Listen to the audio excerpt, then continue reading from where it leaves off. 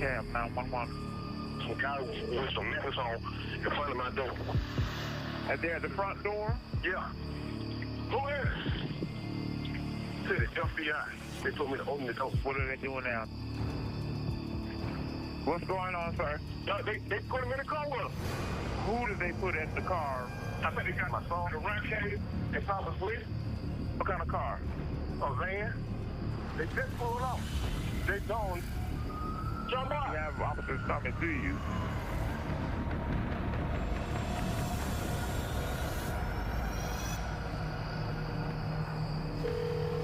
Hello, the 911 operator. I see two people down here with handcuffs on. They look like they dead, man. Hold on. One of them is still breathing.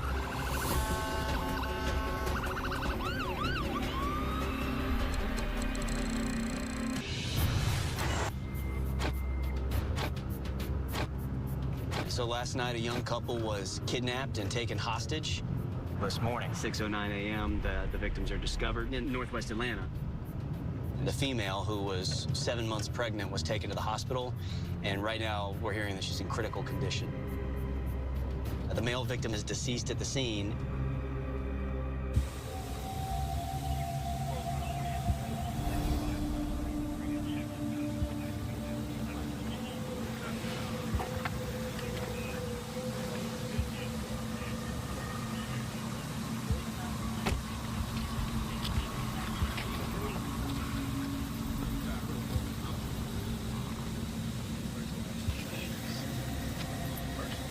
He's got a wallet. Hang on.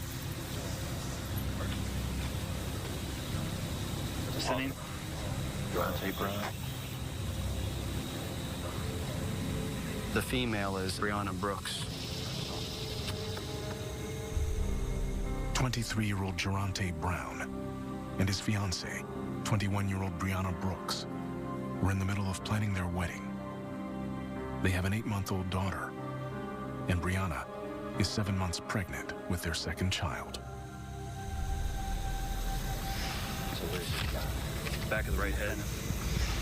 Entry back, enters left to right, left to right through the head. Durante was shot at close range.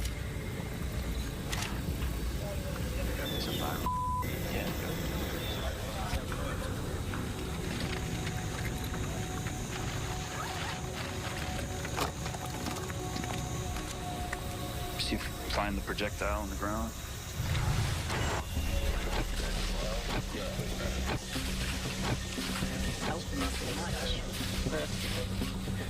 What's this?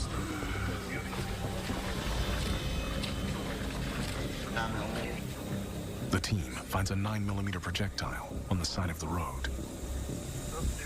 Here you go, right here, guys. And a 9mm casing where Durante was lying. I wonder if he was kneeling then. Why would he be under him like that? Because his head was right here. Literally. Well, it came out the front right of his head, so down Maybe this about way. by the time he fell. That's this.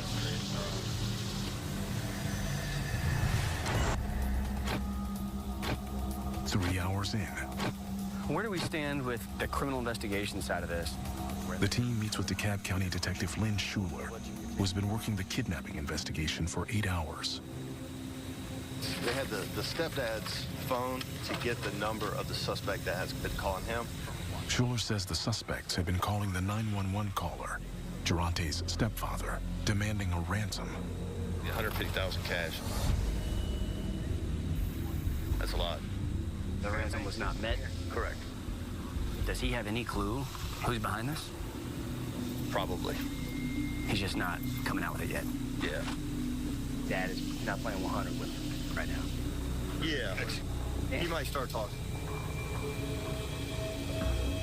Certainly, stepdad is going to be someone we need to talk to, try to make some sense out of this. The fact that a ransom demand was made, the fact we have a suspect's phone number, it's something to go off of. 5 hours in, Durante's fiancée clings to life as doctors struggle to save her and her baby. To take someone who's 7 months pregnant, handcuff her behind her back, and shoot her execution style. You know, I mean, all murders are horrific, but this is probably the worst one I've ever worked.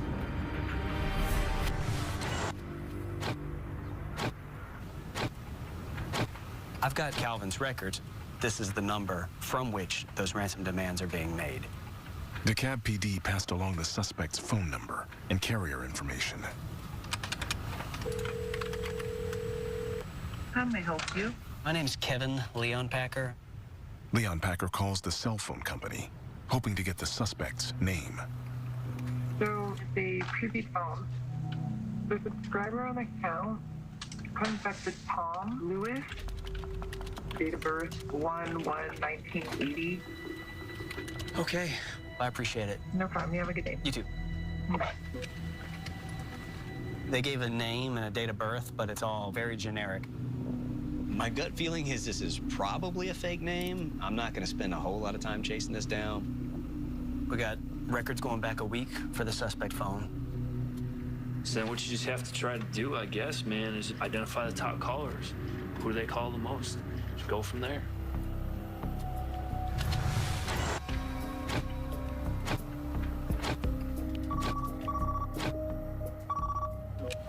Demeester. Detective Demeester receives a call from Geronte's sister. They said that he was possibly found dead. Was it Geronte Brown? Yes, ma'am. Oh my God. Oh my God. What have you been told happened? Pretty much, my brother has been kidnapped, and he had a ransom. It's all because of my stepdad. He got the money. My stepdad buy jewelry, he buy clothes, he buy shoes. They driving around in nice cars in the city. So people been on course observing them. My brother ain't have nothing to do with it. And my brother is dead. My God. I'm sorry for your loss. We're gonna do everything we can. All right, thank you. You're welcome. Leon Packer calls Geronte's stepdad. Hey, is this Calvin? Yeah. Calvin, this is Detective Kevin Leon Packer, Atlanta Police Homicide. In my heart, I believe that you and I can sit down, and I think that we could probably get to the bottom of what happened. Okay, yeah, okay. Would you like for me to drive out there to you? I want you to come out here with me. Okay, all right. Thank you, sir. Bye-bye. Ready?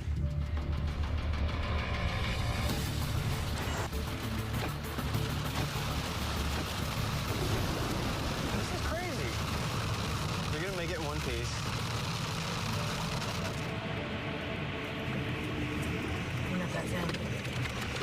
You Calvin by chance? Yeah. Kevin Leon Packer, Atlanta Homicide. I'm sorry for your loss. Yeah, man. Come on, hop in the back seat and I'll talk to you. I fully expect we're gonna find out who did this. Yeah. But there ain't no way that's gonna happen without your cooperation. Someone killed, murdered, executed your stepson. Brianna's in really bad shape.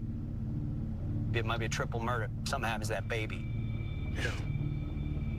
So nothing to me is more important than finding out who did this. So can you run it down for me? Okay, I'm gonna tell you what happened.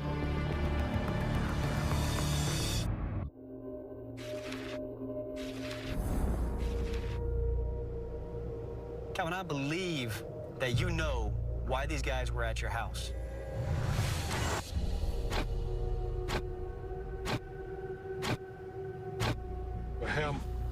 Me and my wife were in the house. My son and my daughter and his girlfriend, they went to Miss Warner. Calvin says Geronte, Brianna, and Geronte's little sister went out to grab a bite to eat. When they got the car, my daughter was calling me on the phone. When they returned home, Calvin's daughter called him in a panic. She said, Dad, it's some men out here with some messes on. My daughter started running, and then Geronte started running, and then Reedy and Ron. The men grabbed Brianna.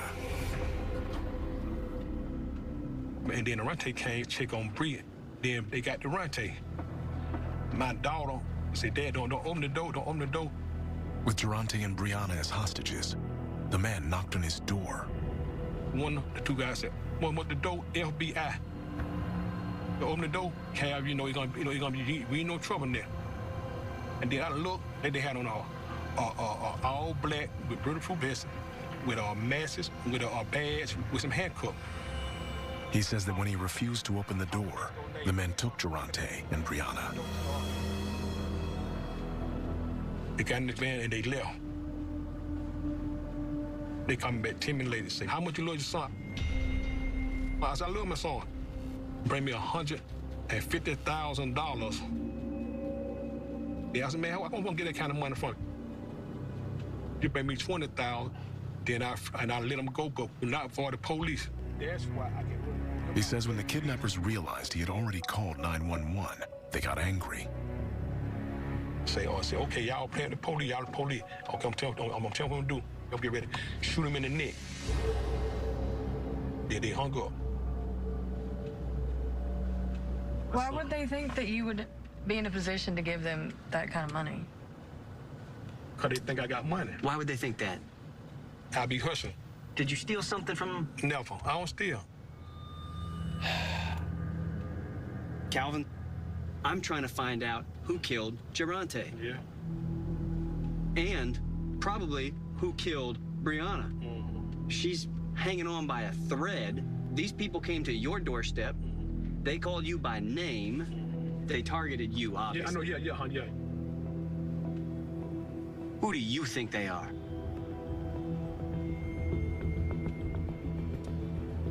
Well, they had on black masks, I couldn't tell you. Well, I don't fool nobody. I ain't got no beef with nobody, you know what I'm saying? All right, Calvin. All right, Dan. I appreciate it, man. All right, y'all have a good one. You too, man.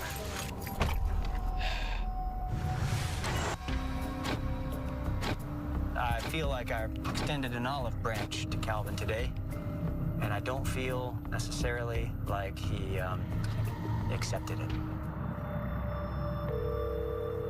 Leon Packer calls Brianna's mother. What's the latest on her condition? It's a girl. Congratulations. I know it's, about 2 months early, right? Doctors were able to save Brianna's baby, but Brianna is still in critical condition. No, I'm gonna keep her in my prayers and hope that she pulls through.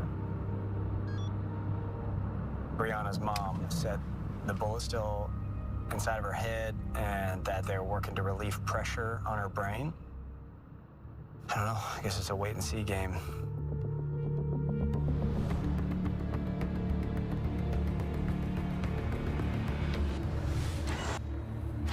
The next morning, I have my suspect's phone records going back 7 days before the kidnapping occurred. Leon Packer scans the records for frequently called numbers. There's one number that appears here. Now look, this is perfect. One of the numbers appears 88 times.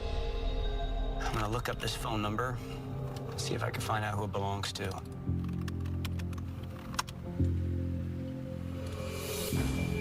The number comes back to a woman. She's who I need to speak with. All right, my bat gear on. Ready to roll there, Scotty?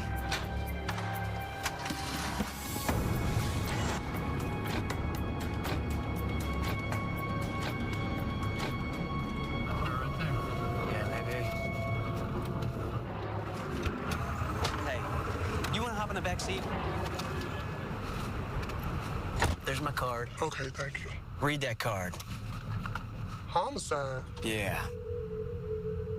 Here's the thing, your phone popped up in some phone records that I'm looking at. Okay. Within the past 7 days, your phone number has appeared in these phone records. Is this sound like that fat boy E?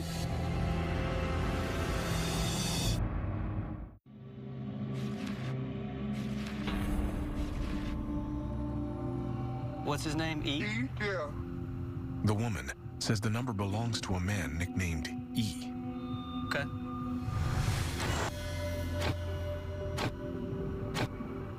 Where do you know him from? I met him downtown. How long have you known him? for about 2 weeks, 3 weeks, not long though. He always be calling. Yeah, he called you at 2:05. He called you at 2:18. Did you speak to him during those times? Yeah, he wanted me to go to the hotel with him. And I was like, I can't go. Wanted to hook up. Yeah. If my life depended on finding out E's government name today, right now, what direction would you point me in? Because I'm telling you, it's serious. I don't know. I ain't been around that long.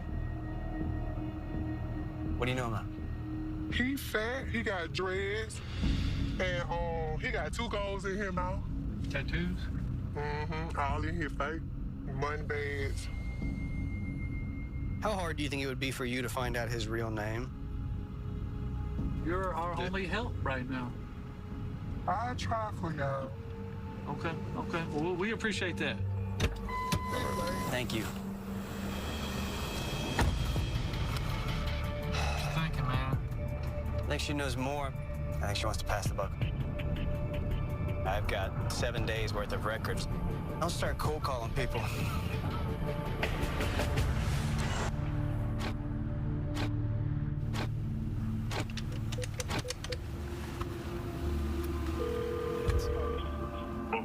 Hey, this is Detective Kevin Leonpacker at the Atlanta Police Department. Do you know a dude named E? He's got dreadlocks, tattoo of a money bag on his face. We hung up. Hey, this is Detective Kevin Leonpacker. You know a dude named E? No, I don't know E. This is nuts. After hours of cold calling numbers. You know a dude named E? Yes, sir. He called me today. I'm just trying to find out who E really is, what his real name is. To be honest, that's the only thing I know about E. Man, I got a 7-month pregnant female shot in the back of the head, and her fiance was shot through his head and killed. And I just need a name. That's it. I'm gonna do what I can do for you to get that information. How about that? Especially if he done did what you just said. Man, I'm telling you, I'd be forever grateful. All right. Bye. This is good news. We'll see if this dude calls back.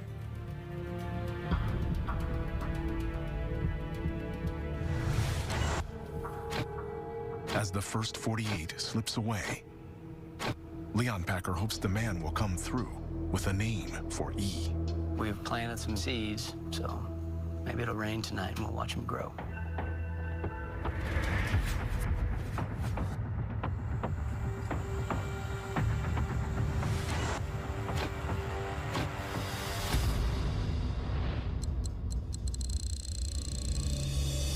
In the first 48, Atlanta Homicide responded to the shooting of Geronte Brown and Brianna Brooks. Learned the suspects had kidnapped the couple and called Geronte's stepfather, demanding a ransom. Got a description for one of the suspects, who allegedly goes by E. And spoke to a man from E's phone records, who said he'll find out E's real name.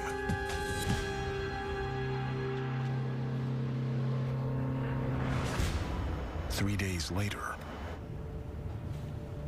the team learns that Brianna's family disconnected her from life support. Okay, got it. Thank you. Brianna Brooks didn't survive her injuries. The baby's doing okay, is expected to survive, but that baby is now gonna grow up without a mom.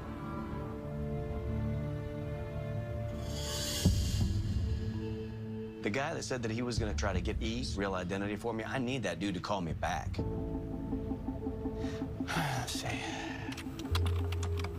With no word from the man who agreed to help identify E, Leonpacker searches E's phone records to see how many times the man's number appears. For the past week, this dude appears 120 times. He's a top caller in the dude's records.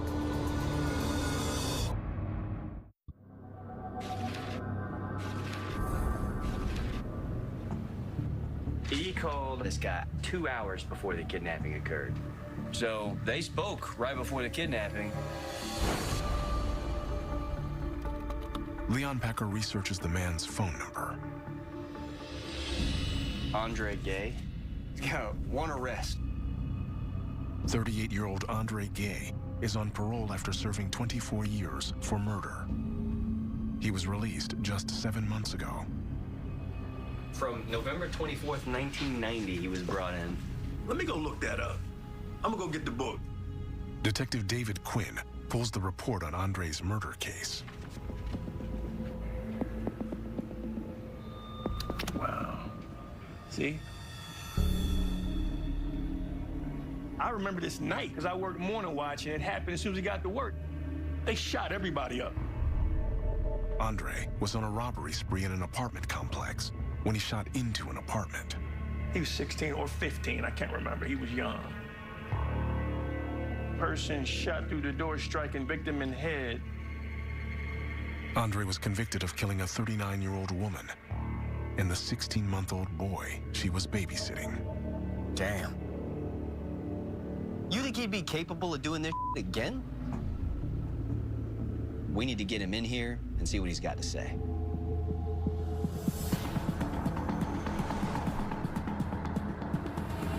Before Leon Packer can follow up with Andre Gay. Yeah, this tipster called the homicide office this morning. She said that a good friend of hers got a voicemail the night of the kidnappings and murders. And she feels like this voicemail could somehow be related to this case. So we're gonna go catch up with that friend of hers.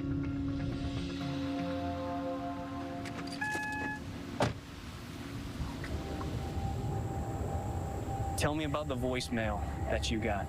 You got a disturbing message. I have 2 voicemails. The August 30th is the longest damn voicemail. Okay. What's the time? August 30th. This says 12:56 a.m. 30 minutes after Geronte and Brianna were kidnapped, someone accidentally dialed the man and left a 3-minute voicemail. What do you think this has got to do? To be honest with you, they got to do it. Whose number is that it came from? That'd be Andre Gay. I gotta take this voicemail off the phone. Take it back to HQ. Okay.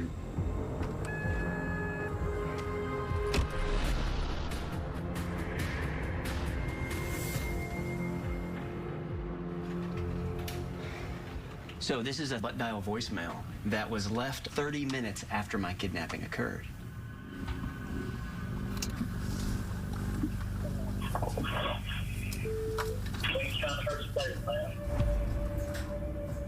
Oh, wow.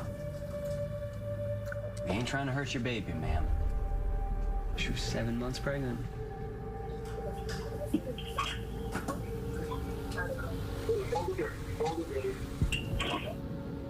Did you hear "Don't Look at Me"? Don't look at me, don't look at me. Get like this, get like this. Calm down, just calm down,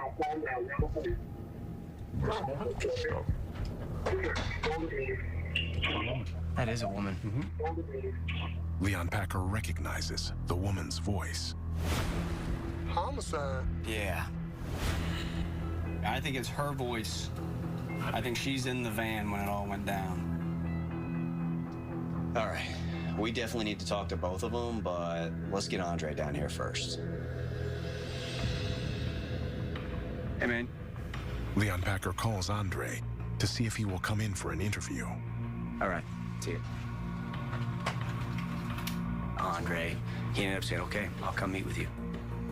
I'm not gonna ask him about the butt dial. I don't want him to know that I have that yet. Let's see what he's got to say.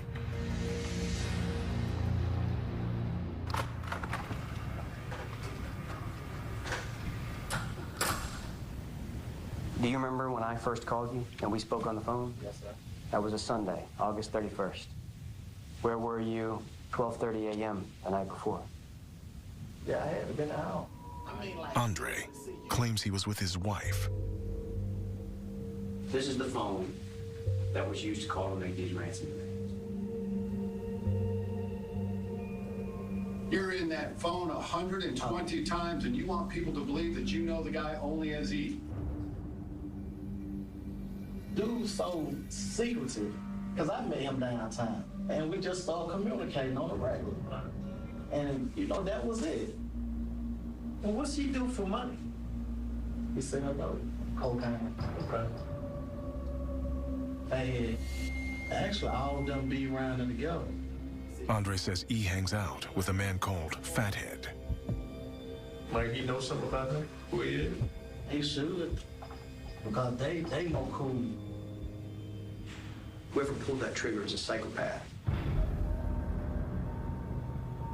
As far as any kind of involvement in that, it ain't me.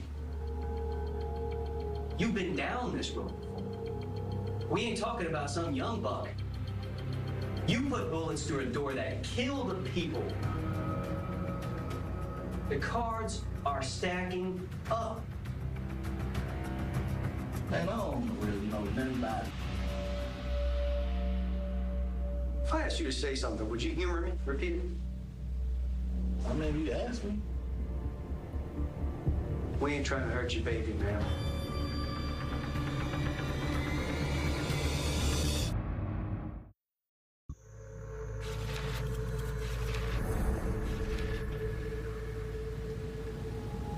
We ain't trying to hurt your baby, man.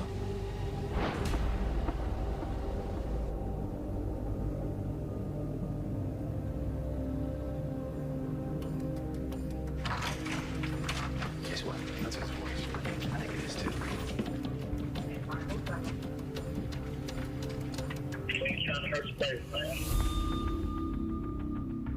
We know that voicemail came from Andre's phone.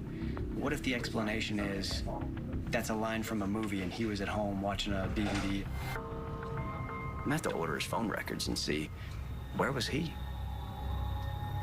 Without enough evidence to get an arrest warrant, Leon Packer lets Andre go.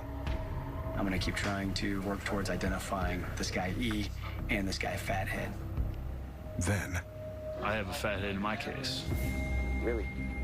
Fathead has an open murder warrant for one of DeMeester's cases. His name is Richard Wilson.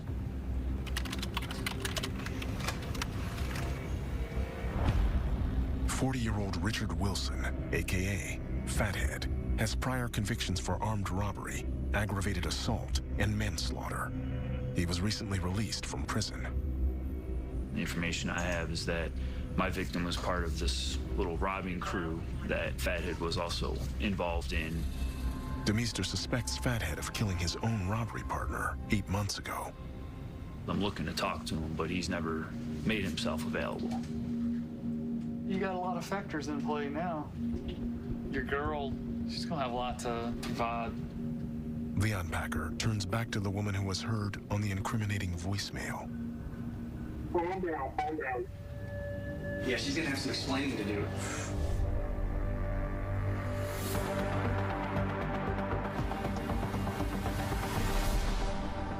Three days later, the woman comes to homicide with a lawyer.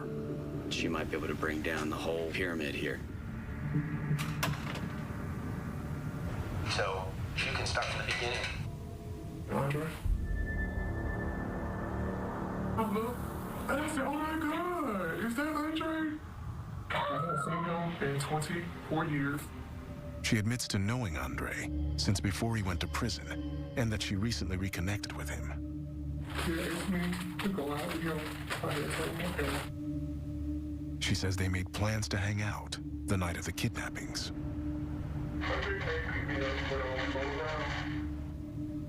We went and we picked up Fathead.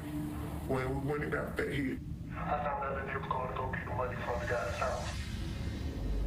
There it is, bam, boom. But he told me that it was only going to take a minute. She says they parked outside Calvin's house. Moments later, a car pulled up.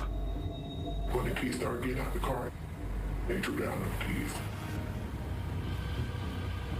We went to go knock on the door, but the guy wasn't in the house. She says Andre and Fathead then forced Durante and Brianna into the van.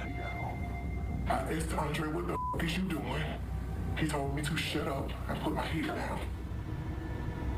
I asked the boy while my head was down. I said, why y'all didn't run?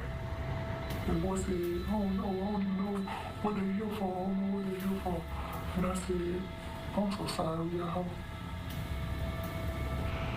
What's the girl saying? Oh, she said, I'm pregnant and I can't breathe. I said, to just lay yourself on this side so your baby can breathe. And what did you say after that?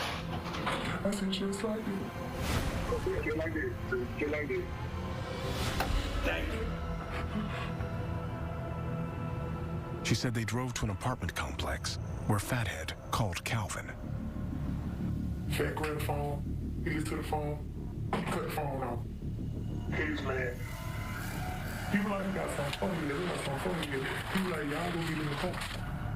Fathead gets into the van. He followed the van. She and Andre got into a car and followed Fathead and the couple to a dark street. They took them out of the van. I got in the van. He said, you go ahead and you go home. And I said, okay. I pulled off. She says Andre stayed behind with Fathead and the victims. But I pulled off and I turned the corner. I hit a gunshot. Who pulled the trigger?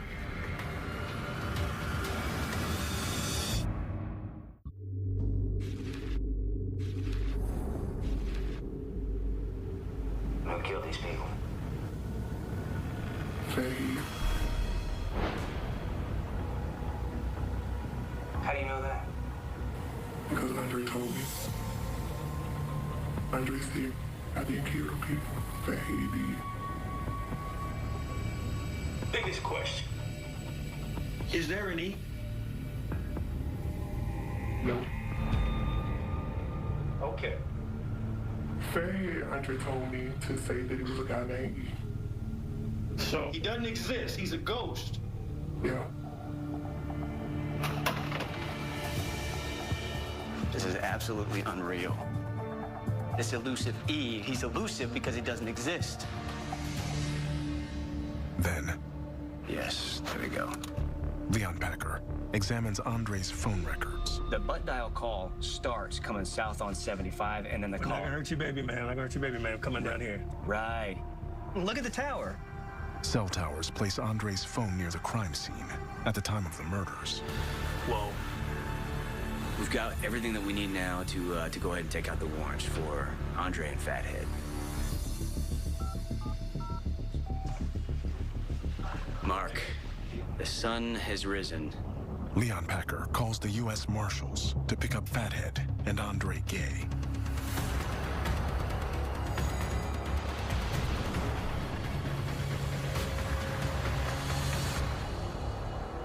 Three days later, Andre is taken into custody in Northwest Atlanta. Detective Brett Zimbrick interviews him. I don't know what I'm being charged with. They put you at the scene of a double kidnapping, which results in a double murder. How they put me at the scene of it? They have eyewitness, and your phone hits on certain towers. And this is the good part. You do realize that your phone made a butt dial, right? A butt dial?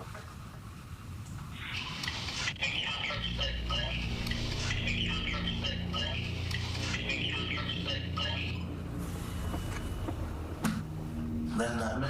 But it came off of your phone, even if it's not you. I can't say it didn't come off my phone, but it did, but I know that's not me. So does that mean you want to end the conversation? Why keep talking about it? I don't know nothing about the case. I got a lawyer shield to defend. Go ahead and stand up, Andre.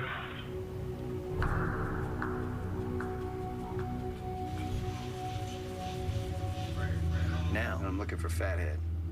He's running from the U.S. Marshals, running from an Atlanta murder warrant. He's got to go.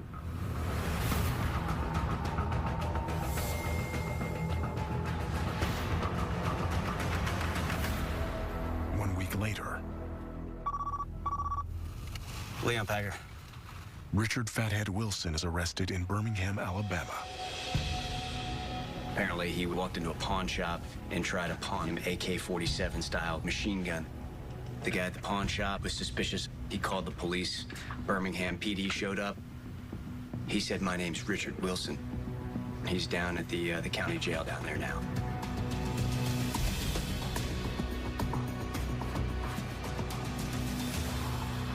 The next day, Fathead is extradited back to Atlanta. The main reason we wanted to talk to you is because of a double homicide that occurred on the morning of August 30th. Well, can you tell us about that incident? I did. Andre did not shoot man one of them people. Can you start from the beginning and tell us what happened? Well, we know he had money in that house. Fathead says he heard a rumor that Calvin had a large sum of money stashed in his house. This is 3 months late, right? And that his associates spent several months tracking Calvin's movements. We're talking how much money? Was supposed to be 230. That's why I knew that when I asked for the 150, I wasn't breaking. Like I said, it wasn't supposed to be no kidnapping. It was supposed to be a home invasion. Why'd y'all have trouble getting in the door? Because listen, we jumped too fast. We did not follow Lloyd to the house. The plan was to let him get to the door, but so we jumped out too early. He says they grabbed the couple, took them to the front door, and started knocking. Mr. Ridge, open the door. You're saying open the door? Yeah. He ain't doing it. So I don't think about it. Okay. And you're calling, expecting them to pay the money. We called the police, answer the phone. I said, they playing. That's why they died, though, for real. I told them, sit down on the side of the curb. Do you remember where you shot the guy first? In the head.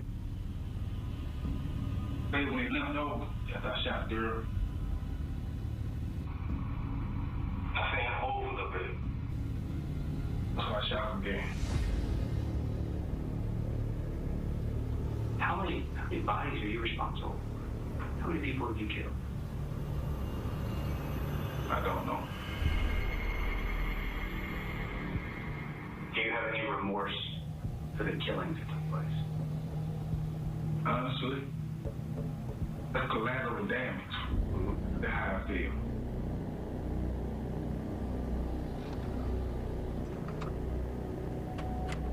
His description is horrific.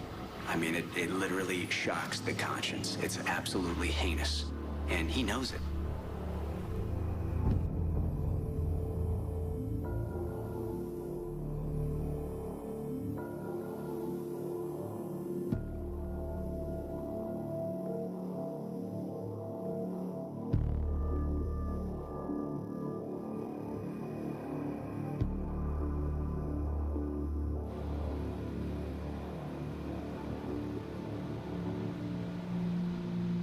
You know, what happened to this girl is just, it doesn't sit right with anybody. No one can wrap their heads around this. No one can understand how someone could do something like this. This is not a murder, this is an execution. It's different, it's different. Any day of the week is different.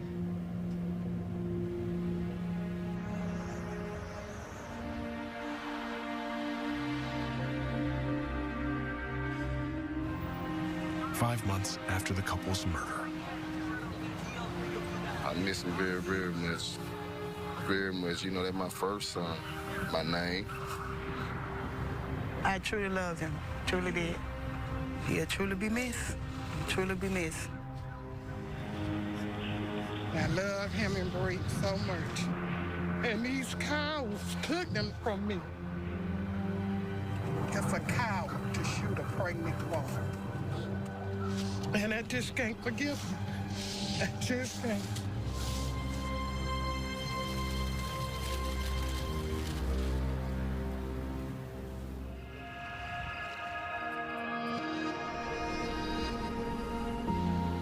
Five years later. You know who that is? Mommy Brianna. I'm taking care of her children as I promised her. This is baby Kaylee. Brianna's strength to stay alive for that birth, that's amazing. You know, Mommy Brianna is your mommy? You do? You think she looks like you? Yeah. You do? You ever smile? Yeah. Yes. Brianna did organ donations. She not only gave life with her own 3 children, but she gave life to 4 other individuals. So those families don't have to go through what we've been through.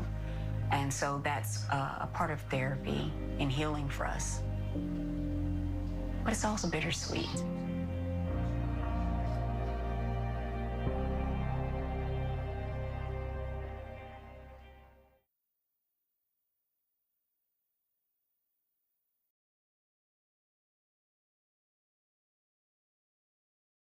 The chill of the pre-dawn hours often casts a unique hush over a sleeping metropolis. A fleeting moment of quietude before the city's ceaseless machinery grinds into full, bustling motion. Yet, on this particular morning, the stillness in northwest Atlanta was abruptly, violently shattered, not by the routine crescendo of awakening, but by a chilling confluence of emergency lights, hushed, urgent voices, and the distinct, somber presence of law enforcement descending upon a quiet residential street. The very air, charged with unspoken dread, became thick with the tangible reality of a nightmare brought to life, leaving no room for the comforting illusions of suburban tranquility. It was a precise moment when the ordinary collides with the unspeakable, transforming a neighborhood into a crime scene, an unsuspecting backdrop for a truly heinous act that will reverberate through countless lives. There at the front door? Yeah. The frantic, hushed words on the telephone line conveyed an escalating sense of panic, the caller's voice barely a whisper against the background murmur of official commands. The sudden, unannounced arrival of such a powerful, formidable presence could only mean one thing: something profoundly amiss, something that had shattered the boundaries of their private world. The question, laced with trepidation, hung in the air. Who is?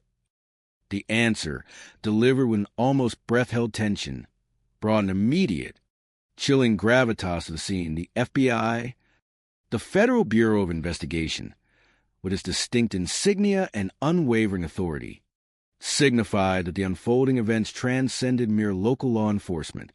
This was an investigation of significant gravity, an intrusion into their lives that signaled a nightmare they were wholly unprepared for. They put me open the door.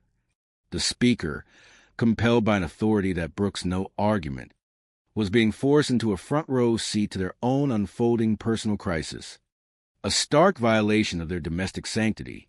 The very act of unlatching that door, allowing the impersonal machinery of federal and local law enforcement into their home, represented the moment their lives, as they knew them, utterly ceased.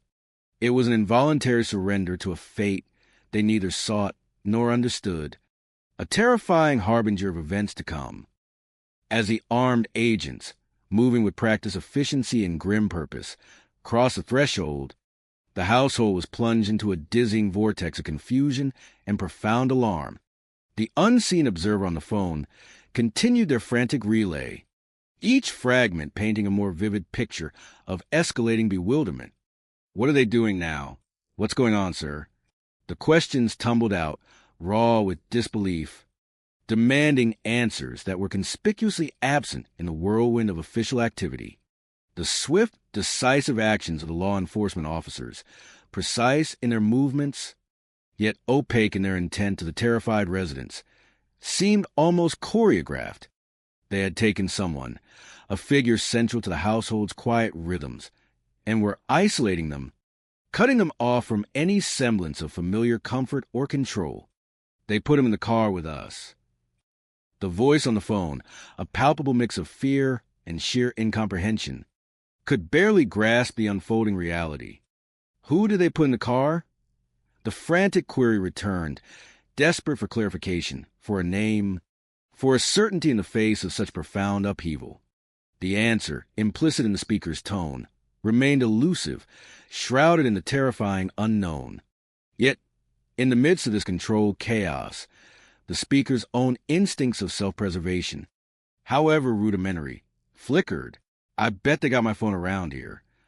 A desperate, fleeting thought of personal possessions, a tiny anchor in the storm of official intrusion, momentarily surfaced. But the events were moving too fast, too inexorably. They probably just pulled off. The detachment was sudden, absolute. The scene, once pulsing with the immediacy of police presence, receding into a terrifying, unanswered void. But the silence that followed the departure of the vehicles, though initially bewildering, was quickly replaced by a stark, unequivocal reality delivered with a brutal, almost clinical directness by the officers still present. They don't. We have officers talking to you. The response, curt and professional, cut through any lingering confusion, dismissing the initial frantic assumptions about the nature of the official intervention. The scene was not about misplaced phones or minor infractions. It was about something far more grave, far more devastating. The true, gut-wrenching purpose of the FBI's presence, the cold, horrifying reason for the morning's abrupt awakening, was then delivered with unvarnished finality. I say, 2 people dying over there. 2 words, so simple, yet so utterly catastrophic, fell into the terrified silence, severing all hope, transforming the surreal events into an inescapable, brutal truth. What? The single-word response, an agonizing gasp of disbelief, articulated a profound shock. The sudden, unyielding confrontation with an unimaginable loss. 2 lives extinguished in a cruel, unprovoked act, and the dawning horror that those lives might be their own loved ones. The morning had delivered not a new day, but an abyss of unspeakable tragedy. 4 homicide detectives, the intricate, high-stakes game against time begins with the first siren's wail. A relentless pursuit where every second counts. The chilling reality, a cold, hard truth embedded in the fabric of their demanding profession, dictates their every move. For homicide detectives, their chance of solving a murder is cut in half if they don't get a lead within the first 48 hours. This stark statistic, oft-quoted yet never truly loses its gravitas, represents the golden hours of an investigation, a narrow, treacherous window of opportunity.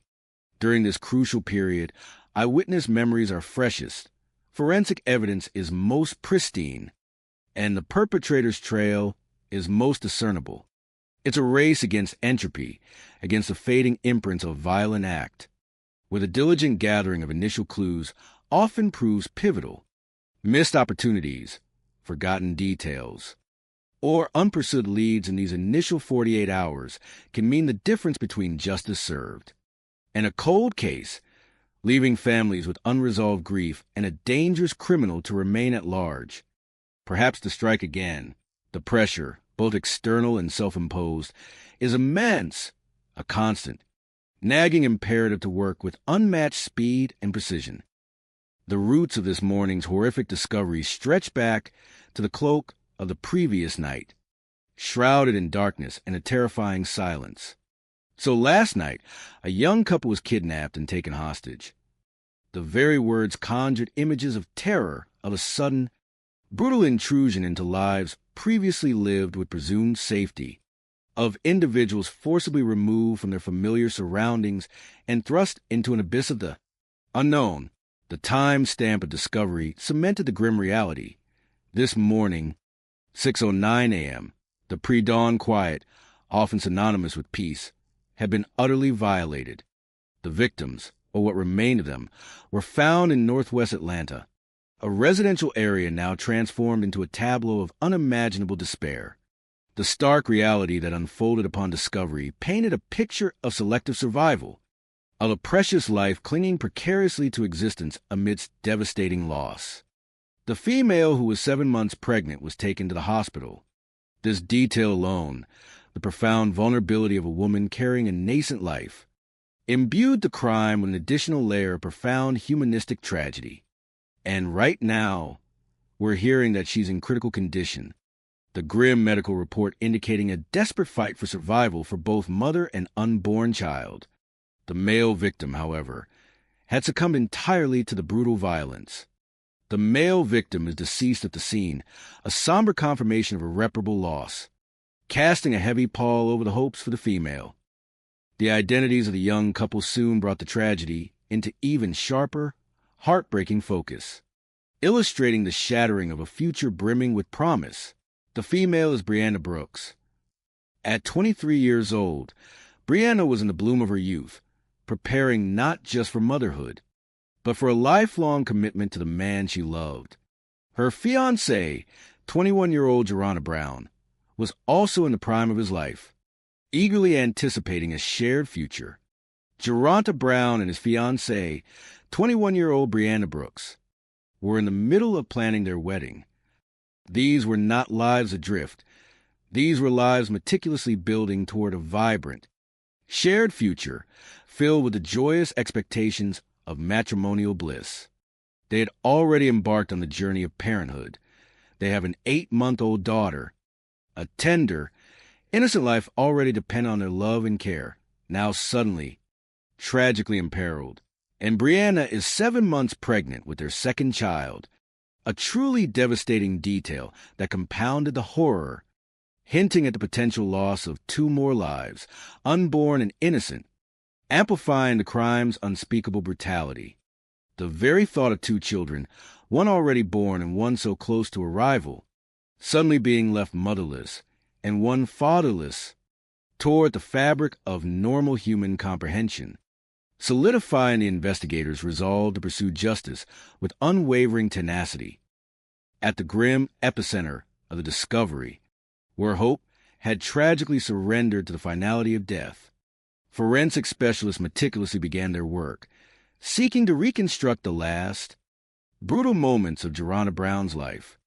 Every detail, however minute, became a crucial piece of the puzzle, a silent witness to the savage act.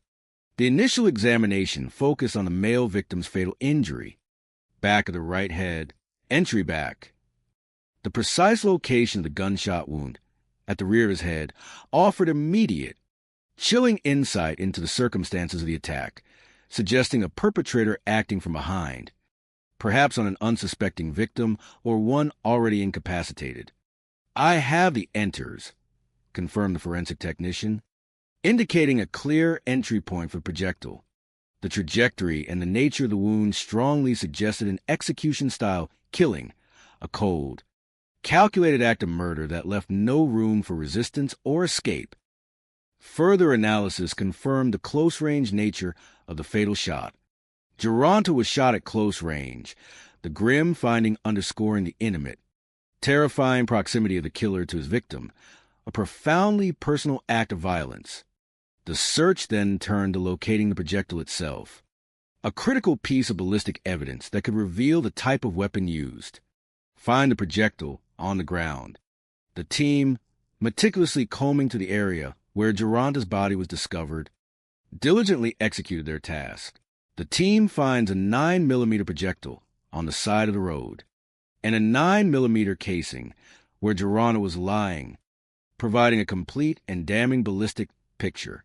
The recovery of both the spent 9mm casing and the corresponding projectile provided irrefutable proof of the weapon's caliber and its use at the scene, offering a direct link to the killer. The precise positioning of Geronta's head, near where the bullet had exited, was then clarified. Why would he be under here with that? Because his head was right here. A detective, processing the scene, linked the physical evidence to the victim's position. Well, it came out the front right of his head, so this detail about the exit wound trajectory was crucial, further refining their understanding of the angle of the shot and the precise moment of impact. The careful collection and analysis of these ballistic and physical details formed the immutable foundation of the burgeoning murder investigation, grounding their pursuit of justice in the unyielding language of forensic science. As the sun climbed higher, casting its unrelenting light on a scene of unspeakable tragedy, The investigative clock continued its relentless march, each passing hour a reminder of the homicide unit's urgent mandate. 3 hours in, the initial chaotic rush of emergency response had transitioned into the methodical, yet intense, rhythm of criminal investigation. Where do we stand with the criminal investigation side of this? The lead detective inquired, calling for an update, synthesizing the disparate threads of information. The complexity of the case demanded interagency collaboration, pulling together insights from both Atlanta and DeKalb County. The team met with DeKalb County Detective Lynn Schuler, a seasoned investigator who brought a crucial perspective to the table. Detective Schuler had been working the kidnapping investigation for 8 hours, indicating that the abduction had been an active case before the grim discovery of the victims. This long-standing involvement provided a rich context and an invaluable, if distressing, timeline of events.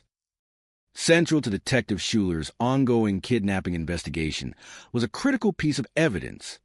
They have the stepdad's phone to get the number of the suspect that has been calling him.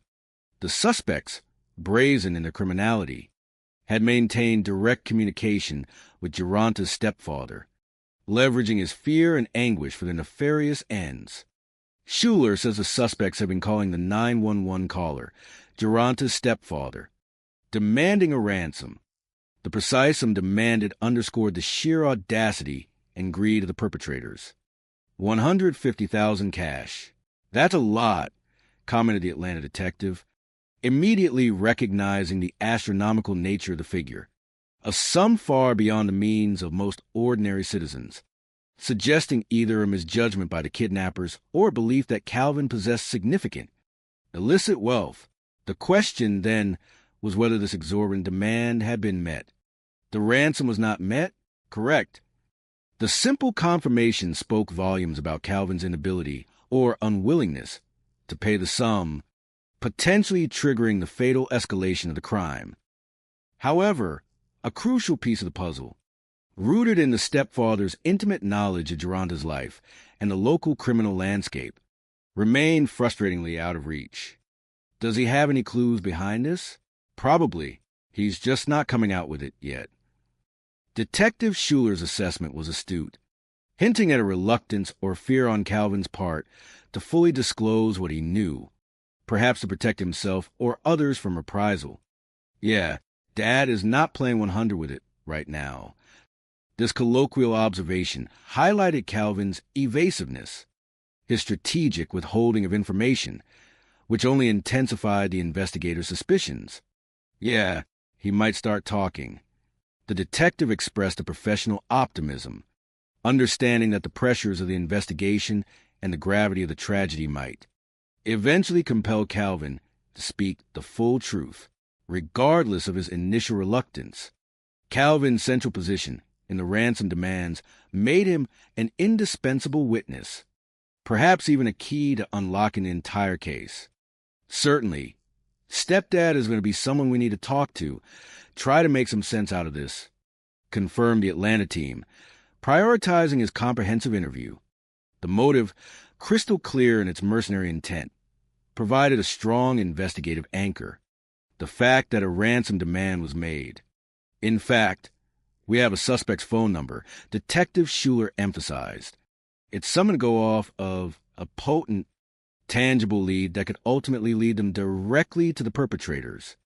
This digital breadcrumb, the ransom call phone number, was now their immediate, highest priority in the frantic race against the clock. As the 5th hour of the relentless investigation ticked by, another vital and deeply emotional front continued to unfold in a sterile hospital ward. 5 hours in, Geronta's fiancé clings to life as doctors struggle to save her and her baby.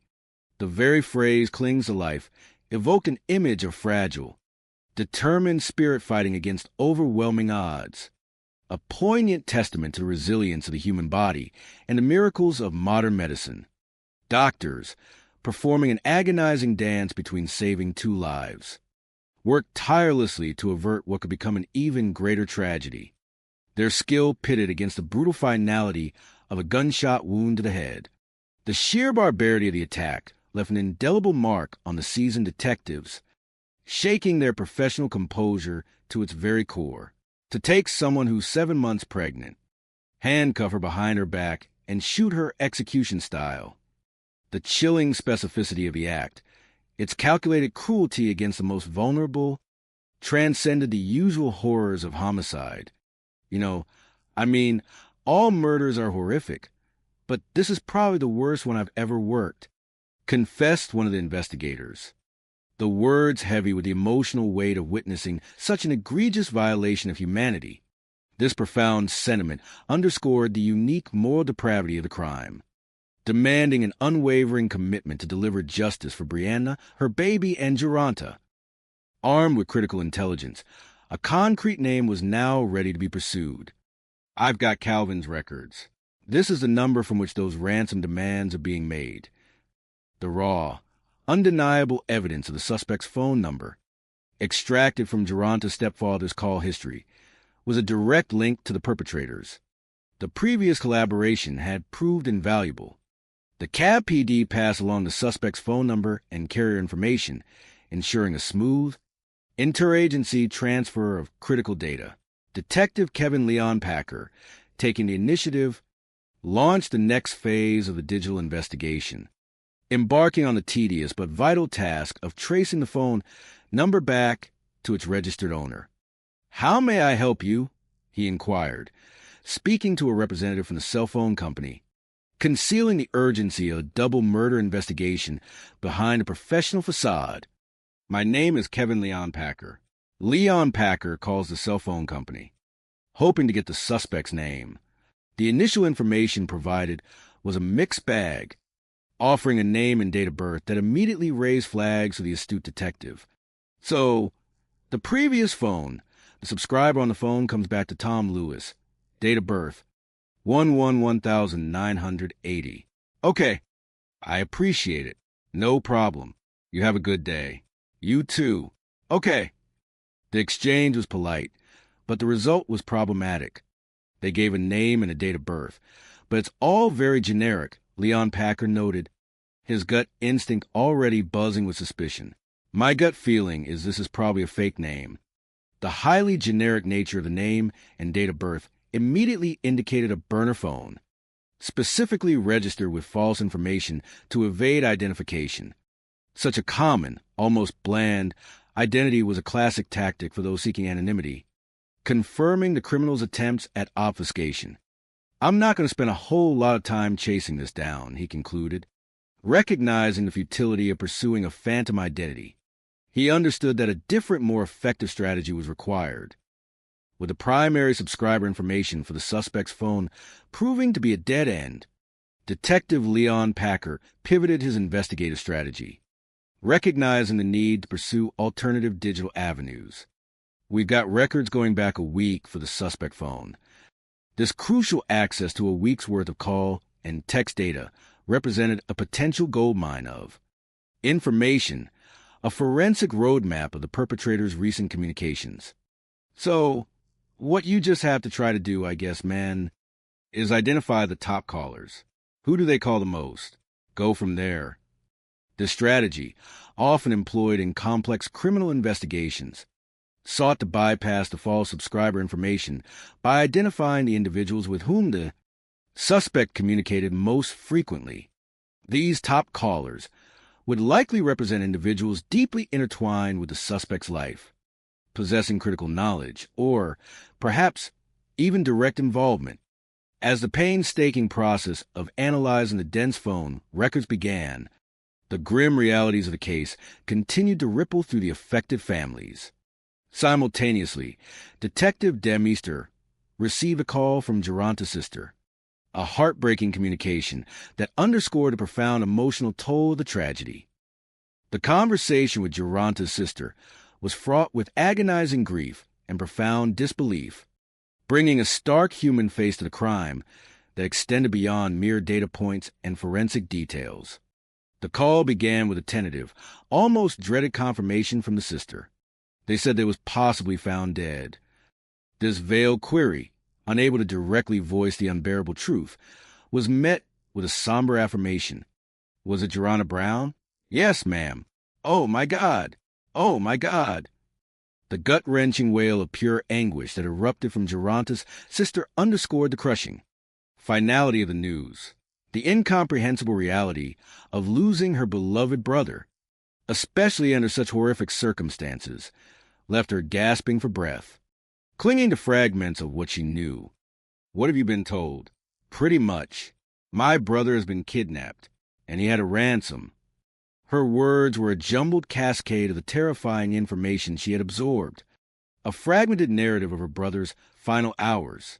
She also offered a unique, if somewhat unusual, detail about the arduous process of identifying a loved one's remains, a detail that resonated with the profound impact the victims' families face when forced to identify those who have been disfigured by violence. I built that by jury, by clothing, by shoes. While the phrasing by jury might typically refer to a legal body, in this context, the sister was almost certainly referring to the painstaking, collective process by which individuals who were familiar with George had provided input, collectively corroborating his identity through his attire and footwear, mundane items now imbued with tragic significance. The collective pain and fear of the community was also palpable in her desperate words. So, people have been, of course, observing them. My brother, he had it. Her voice trailed off, overcome by an unspoken despair. My God! Detective Demister, a voice of trained composure amidst profound emotional distress, offered the only comfort possible. I'm sorry for your loss. We're going to do everything we can. The promise of relentless pursuit for justice, of leaving no stone unturned, was the strongest form of solace they could offer. All right. Thank you. You're welcome. The call concluded, leaving Demister with the raw echo of a family shattered, solidifying the emotional imperative to solve this heinous crime.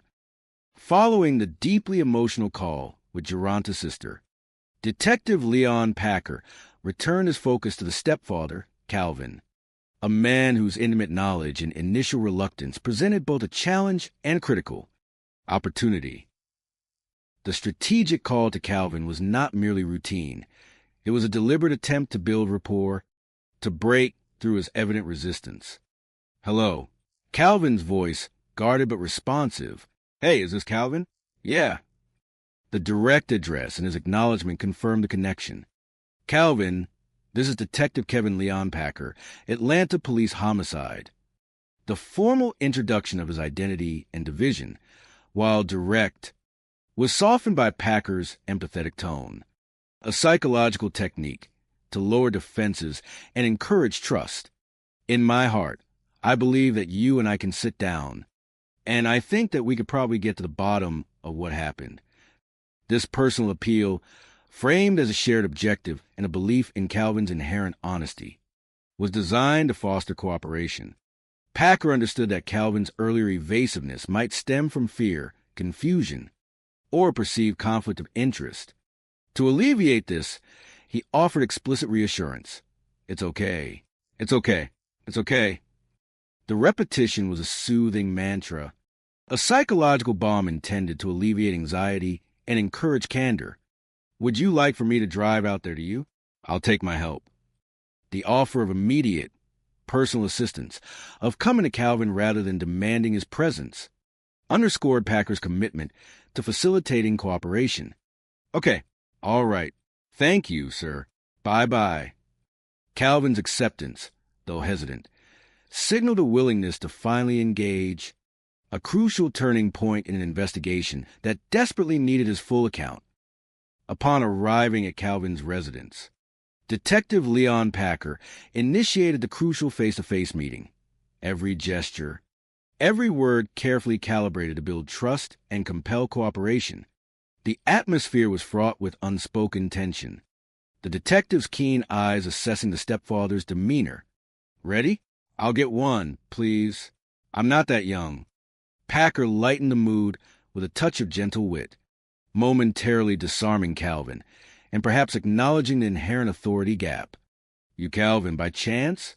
Yeah, Kevin Leon Packer, Atlanta Homicide. I'm sorry for your loss. The formal reintroduction was immediately followed by a genuine expression of condolences, a profound human touch designed to convey empathy and underscore their shared grief over Geronta's murder. Yeah. Calvin, perhaps beginning to drop his guard, opened the door further. Come on, hop in the back seat. The invitation into the sanctity of the police vehicle, away from prying ears or potential intimidation, was another strategic move to create a confidential, secure environment for the difficult conversation ahead. Packer then laid out the immediate and pressing goal with firm yet empathetic directness. I fully expect we're going to find out who did this. Yeah, but there ain't no way that's going to happen without your cooperation. The unspoken power dynamics were clear, yet framed as a collaborative effort towards a common, undeniable goal. Packer, now that he had Calvin's attention, amplified the sheer gravity of the crime, not just for Geronta, but for Brianna and their unborn child. Someone killed, murdered, executed your stepson. Brianna's in really bad shape. It might be a triple murder. Something happens to that baby. The deliberate use of stark, emotionally charged language like executed was intended to pierce through any lingering denial or protective facade Calvin might still harbor. The mention of a triple murder, Brianna, Geronta, and the unborn child, was a devastating reminder of the escalating horror and the urgent need for information. So, nothing to me is more important than finding out who did this. This personal declaration underscored a profound moral imperative driving Packer, compelling Calvin to see the shared purpose beyond his own fear. So, can you run it down for me? Packer concluded, extending a final, direct invitation to break the silence. The raw truth, stripped of any further pretense, finally began to flow. Okay, I'll tell you what happened. The words were hesitant, weighty, but finally offered a pathway into the heart of the mystery. With the emotional barriers beginning to crumble, Detective Leon Packer, having effectively established a fragile rapport, immediately zeroed in on the core enigma of the case, the motive behind the attack and the identity of the perpetrators. Calvin, I believe that you know why these guys were at your house. This direct, intuitive accusation, delivered with calm certainty, was a psychological prod, suggesting Packer's awareness of Calvin's unspoken knowledge. Calvin, sensing the game was up, finally began to recount the terrifying events of that fateful night, peeling back the layers of fear and denial. Me and my wife were in the house. My son and my daughter and a girlfriend, they went to Miss Wharton. Calvin's narrative set the mundane scene of a typical evening, outlining the presence of his immediate family and their plans for a meal. Calvin says Geronta, Brianna, and Geronta's little sister went out to grab a bite to eat. This detail, describing a routine outing, starkly juxtaposed a peaceful prelude against the terrifying storm that was about to break. The violence, when it struck, was sudden and brutal, catching the family utterly off guard. When they got the call, my daughter was calling me on the phone. When they returned home, Calvin's daughter called in a panic. The shift from routine outing to panic phone call was instant, terrifying. Her voice, undoubtedly breathless with terror, delivered the chilling, inexplicable words. She said, "Dad, it's the man I help with some messes on." This fragmented, colloquial phrase, messes on, likely referred to illicit activities, perhaps drug dealing or other criminal enterprises, immediately signaling the violent underbelly that had snared Geronta and Brianna. The daughter's desperate call, imbued with an understanding of the malevolent figures now targeting them, painted a vivid picture of a chaotic abduction. My daughter started running, and then the Runtes started running, and then really wrong. The reference to Runte, almost certainly Geronta, indicated a desperate, futile attempt at escape. The men grabbed Brianna, and then the Runte came, check on Bree, then they got the Runte. The chilling sequence of events unfolded rapidly. The men, cold and efficient, first secured the pregnant Brianna, before turning their attention to Geronta, who, in a desperate act of love and protection, had attempted to intervene for his fiancée. Both were seized, their freedom brutally extinguished in the blink of an eye.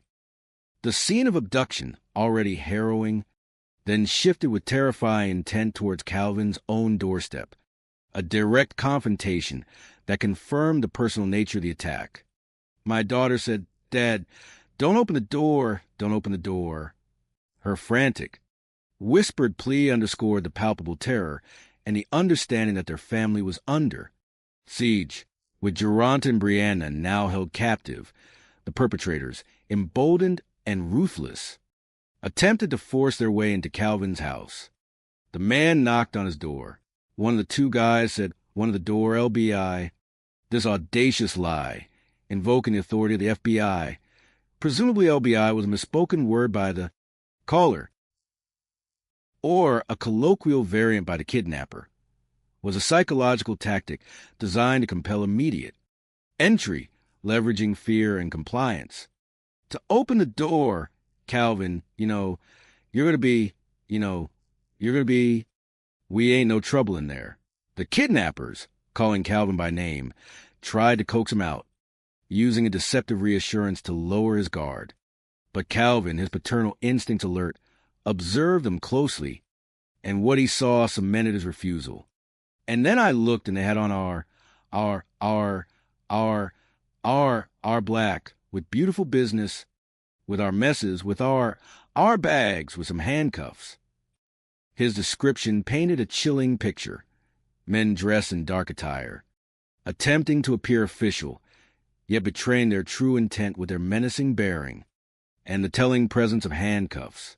The fragmented phrase, "beautiful business," with our messes, again hinted at their illicit activities, revealing the dangerous context of their presence. Calvin's instincts proved tragically correct. These were not law enforcement, but dangerous criminals intent on violating his home and his family further. Calvin's refusal to open the door, a brave act of defiance against the masked authority of the kidnappers, tragically cemented his stepson's fate. He says that when he refused to open the door, the men took Geronta and Brianna. They got in the van and they left. His protective instinct, intended to shield his household, had unwittingly left his stepson and his fiancée in the hands of their ruthless captors. The next phase of terror began almost immediately, characterized by a series of chilling, mercenary phone calls designed to extract a substantial ransom. They come back to me and say, "How much you love your son?" I said, "I love my son. Bring me $150,000. The kidnappers, having established their monstrous demands, initiated negotiations, leveraging Calvin's love for Geronta as a bargaining chip. The exorbitant sum, however, was clearly beyond Calvin's immediate reach. I said, "Man, how am I going to get that kind of money for it?" This desperate, pleading question reflected the grim reality of his financial limitations. The kidnappers, perhaps realizing the impracticality of their initial demand, quickly adjusted, demonstrating a calculated flexibility rooted in their determination to secure at least some funds. "You bring me 20,000, then I let him go. This reduced amount was a tactical maneuver, aimed at securing a more attainable sum, while also issuing a stark, threatening instruction: we're not in front of the police. That's right. The explicit warning against involving law enforcement, however, came too late, sealing the fate of their hostages. The kidnappers, brazen and ruthless in their criminal enterprise, reacted with violent fury when they realized their explicit command to avoid the authorities had been defied. He says when the kidnappers realized he had already called 911, they got angry. The breach of trust, the blatant disregard for their directive, triggered a cascade of rage, transforming their mercenary intent into a more primal, bloodthirsty impulse. Their subsequent communication was no longer a negotiation, but a chilling threat, devoid of any pretense of ransom. I said, "Okay, y'all play at the police, y'all the police. I'm going to tell them what I'm going to do." The kidnapper's chilling words signaled an irreversible shift from financial extraction to punitive violence, an act of brutal retaliation. The threat was explicit, terrifying, and delivered with a cold, almost attached precision. I'm going to get ready. Shoot them in the neck. Then they hung up. The specificity of the threat, aimed at a vulnerable anatomical point, spoke volumes of their cruel intentions, leaving Calvin grappling with a nightmare far worse than financial loss, the very real, imminent threat to his loved ones' lives. This direct, unequivocal death threat became the terrifying last communication before the grim discovery of Geronta and the gravely wounded Brianna, forever etching into Calvin's memory the horrifying culmination of his stepson's abduction. Detective Leon Packer, a master of psychological pressure, returned to the vexing question of the kidnapper's misplaced belief in Calvin's supposed wealth, peeling back the layers of the stepfather's evasiveness. Why would they think that you would be in a position to give them that kind of money? The direct query aimed to unmask the hidden source of their information, implicitly suggesting a connection to illicit dealings that Calvin might have with the kidnappers. Calvin's response was guarded, defensive, hinting at a background of involvement in criminal enterprises. Because they think I got money. Why would they think that? I'd be hustling. The admission of hustling as a means of generating income, though not an explicit confession, was a crucial, albeit uncomfortable, piece of the puzzle, suggesting a deeper understanding of the criminal underworld than he initially let on. Packer then pressed him directly. Did you steal something from them? A blunt, probing question aimed at unearthing any specific grievance that might have triggered such a targeted violent attack. No, I don't steal, Calvin flatly denied, maintaining a fragile veneer of innocence regarding direct theft. But his earlier mention of hustling lingered, suggesting a life lived in the gray areas of legality. Packer, now pushing with firm but still empathetic resolve, refocused Calvin on the tragic human cost of his continued silence, laying bare the profound urgency of his cooperation. Calvin, I'm trying to find out who killed Geronta. Yeah, and probably who killed Brianna. She's hanging on, by a thread. The explicit mention of Brianna's perilous state, the imminent possibility of second, and even third fatality, was designed to compel Calvin to release any information he might still be withholding. These people came to your doorstep. They called you by name. They targeted you off. The personalized nature of the attack, the specific knowledge the kidnappers held of Calvin and his family, made it impossible to dismiss as a random act of violence. Who do you think they are? Packer demanded, his question direct and unequivocal. But Calvin, his face a mask of continued fear or strategic denial, still clung to his evasiveness. Well, they don't blame me. I can't tell you. Well, I don't fool nobody. I ain't got no beef with nobody. Know what I'm saying? His words, a desperate attempt to maintain a facade of ignorance, thinly veiled a deeper, unspoken fear of retribution. All right, Calvin. All right, Dave. I appreciate it, man. All right, y'all help. You too, man. Packer concluded the interview, the frustration of uncooperative witnesses, a familiar burden for any seasoned detective. Reflecting on the emotionally arduous, yet ultimately inconclusive, interview, Detective Leon Packer processed a strategic impasse with a palpable sense of disappointment and weary resolve. I feel like I've extended an olive branch to Calvin today. The offer of empathy, collaboration, and even protection have been genuine, a calculated risk to draw Calvin out. And I don't feel necessarily like he accepted it, Packer concluded, acknowledging Calvin's continued reluctance to provide the full truth, to reveal the crucial details that only he likely possessed.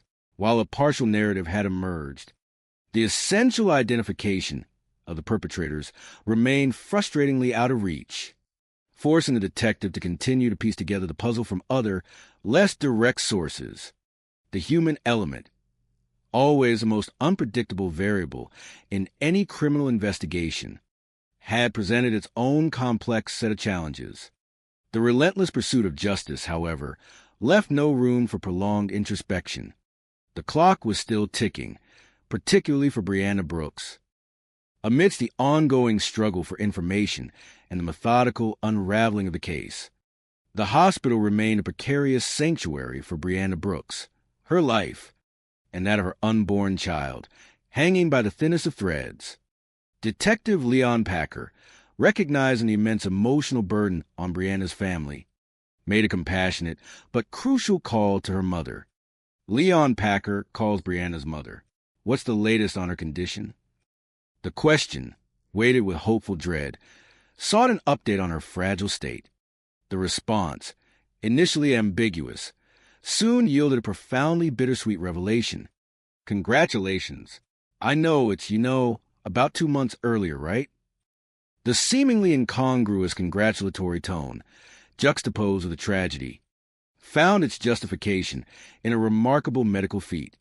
Doctors were able to save Brianna's baby, a miracle snatched from the jaws of profound despair, a tiny flicker of new life blossoming amidst unimaginable darkness. This extraordinary triumph, achieved through the tireless efforts of the medical team, underscored Brianna's incredible resilience and will to protect her unborn child. But the cost for Brianna remained staggering. But Brianna is still in critical condition. Her struggle continued, a harrowing fight for her own life after the miracle of birth. Brianna's mother, her voice undoubtedly a mix of profound relief and agonizing fear, offered a harrowing update on her daughter's precarious state. I'm going to keep her at my prayers, and hopefully she pulls through. The deep maternal hope, mingled with stark realism, articulated the precarious balance between life and death. Brianna's mom said the bull is still inside of her head, and that they're working to relieve pressure on her brain, this grim medical detail. The persistent presence of the bullet and the severe cerebral trauma it had inflicted underscored the ongoing medical crisis, a relentless battle against swelling and neurological damage. I don't know. I guess it's a wait-and-see game. Her voice trailing off with the weary resignation of a mother confronted with agonizing, prolonged uncertainty. The emotional and physical fight for Brianna's life would continue, but her baby, against all odds, was safe, a beacon of fragile hope in the midst of overwhelming tragedy, leaving Leon Packer to redouble his efforts in the pursuit of those responsible. The relentless pressure of the case, now carrying the added weight of Brianna's precarious condition and the survival of her infant, fueled Detective Leon Packer's renewed attack on the digital front. The next morning, I have my suspect's phone records going back 7 days before the kidnapping occurred. This vast trove of data represented a forensic treasure map detailing the perpetrator's communication patterns in the week leading up to the crime. Leon Packer scans of records for frequently called numbers, a methodical, systematic process of identifying the top callers, the individuals with whom the suspect communicated most frequently, who were most likely to possess crucial information or direct connections to the criminals. This tedious, yet vital, task soon yielded a promising result. There's one number that appears here. Now look, this is perfect. One of the numbers appears 88 times. The sheer frequency of contact, 88 calls within a 7-day period, immediately flagged this number as a paramount lead. It wasn't random. It was deeply intertwined with the suspect's operations. I'm going to look up this phone number and see if I can find out who it belongs to. This was the next critical step, transforming a digital fingerprint into a tangible name. A real person who could lead them closer to the elusive perpetrators. The investigation, once again, had gained significant traction, following the breadcrumbs left in the digital ether. The tracing of the frequently called number quickly yielded a name, transforming an anonymous string of digits into a living, breathing individual. The number comes back to a woman. She's who I need to speak with. The female contact, identified through subscriber information, immediately became a crucial person of interest. Detective Leon Packer, now equipped with this new, potent lead, swiftly prepared to deploy. All right, my bat gear on. Ready to roll there, Scott? Hop in the back seat. The brisk, professional exchange indicated the urgency of their mission, a rapid mobilization to intercept the woman before she could become elusive. Their objective was clear: to secure her cooperation and extract information about the elusive suspect, E. Upon locating the woman, Detective Leon Packer initiated the crucial interview, adopting a direct, no-nonsense approach, but one that subtly invited cooperation rather than demanded it. There's my card. Okay, thank you. Read that card. Home sign? Yeah. The exchange was brief, professional, designed to establish his authority, while assessing her demeanor. Here's the thing. Your phone popped up in some phone records that I'm looking at within the past 7 days. Your phone number has appeared in these phone records. Packer laid out the undeniable evidence, leaving no room for denial, confronting her with the cold, hard facts of her digital footprint. Is this somebody at 1040? What's his name? E? E, yeah. He directly confronted her with a nickname they had previously uncovered, demonstrating their knowledge and pressing for confirmation. The woman confirmed the identity of E, a significant breakthrough. The woman says the number belongs to a man nicknamed E. Okay. She then provided context of their relationship, revealing a casual recent acquaintance. Where do you know him from? I met him downtown. How long have you known him? About 2-3 weeks. Not long, though. The brevity of their association, yet the high frequency of calls, underscored E's aggressive pursuit of her. He always be called. Yeah. He called you at 205. He called you at 218. Did you speak to him? During those times, we wanted me to go to the hotel. And I was like, I can't go. Wanted to hook up. Yeah. Her candid admissions painted a picture of E as a man seeking casual encounters, further defining his character and social circle. Detective Leon Packer, sensing the woman's hesitation and perhaps her underlying fear or reluctance to fully cooperate, pressed with renewed intensity, making the profound gravity of the situation crystal clear. If my life depended on finding out E's government name today, right now, what direction would you point me in? Because I'm telling you it's serious. The rhetorical intensity was a psychological lever, a dramatic appeal designed to underscore the immense urgency and the life and death stakes involved. However, the woman, whether genuinely ignorant or deeply fearful, claimed an inability to provide the crucial information. I don't know. I ain't been around that long. She asserted a superficial acquaintance, implying she lacked the depth of knowledge to offer his true identity. Packer, refusing to relent, pivoted to asking for physical descriptors. What do you know about him? He said he got dreads. He got 2 calls in his mouth. This peculiar description, referring to gold teeth, 2 calls in his mouth, offered unique identifying marks. Tattoos? I'll leave his face. 1 bed. The woman confirmed he had distinctive facial tattoos, specifically mentioning a money bag, interpreted from 1 bed perhaps being money bag or similar phrase, further refining the physical profile of the elusive E. Recognizing her lingering reluctance, Detective Leon Packer issued a final direct challenge, combining an appeal to her conscience with an implicit understanding of the consequences of non-cooperation. How hard do you think it would be for you to find out his real name? You're hardly help right now. I'll try for you. Okay. Well, we appreciate that. Thank you. Man, makes you notice more. I think she wants to pass the book. Packer's assessment was astute. The woman was caught between self-preservation and a grudging desire to assist. His internal strategy, having obtained a commitment for help, turned to a tedious but necessary task. I've got 7 days' worth of records. Don't start cold calling people. He realized the futility of indiscriminately dialing hundreds of numbers, relying on luck. Instead, he crafted a more targeted approach, embodying the spirit of a desperate, relentless detective. Hey, this is Detective Kevin Leon Packer with the Atlanta Police Department. Do you know a dude named E? He's got dreadlocks, a tattoo of a money bag on his face. Hey, this is Detective Kevin Leon Packer.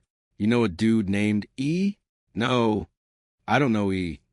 The process was grueling, yielding countless rejections, leading to moments of profound frustration. This is nuts after hours of cold calling numbers. His persistent efforts, however, eventually yielded a breakthrough. You know a dude named E? Yes, sir. He called me today. A new voice on the other end of the line, recognizing persistent queries, finally offered a thread of hope. I'm just trying to find out who E really is. To be honest, I don't think I know him by E. The man on the phone seemed to possess the critical, missing piece of the puzzle, but also an understandable reluctance to provide a concrete name. Packer, seizing the moment, delivered a powerful, emotional plea, stripping away all pretense and laying bare the raw truth of the tragedy. Man, I got a 7-month pregnant female shot in the back of the head, and her fiancé was shot through his head and killed. I just need a name. That's it.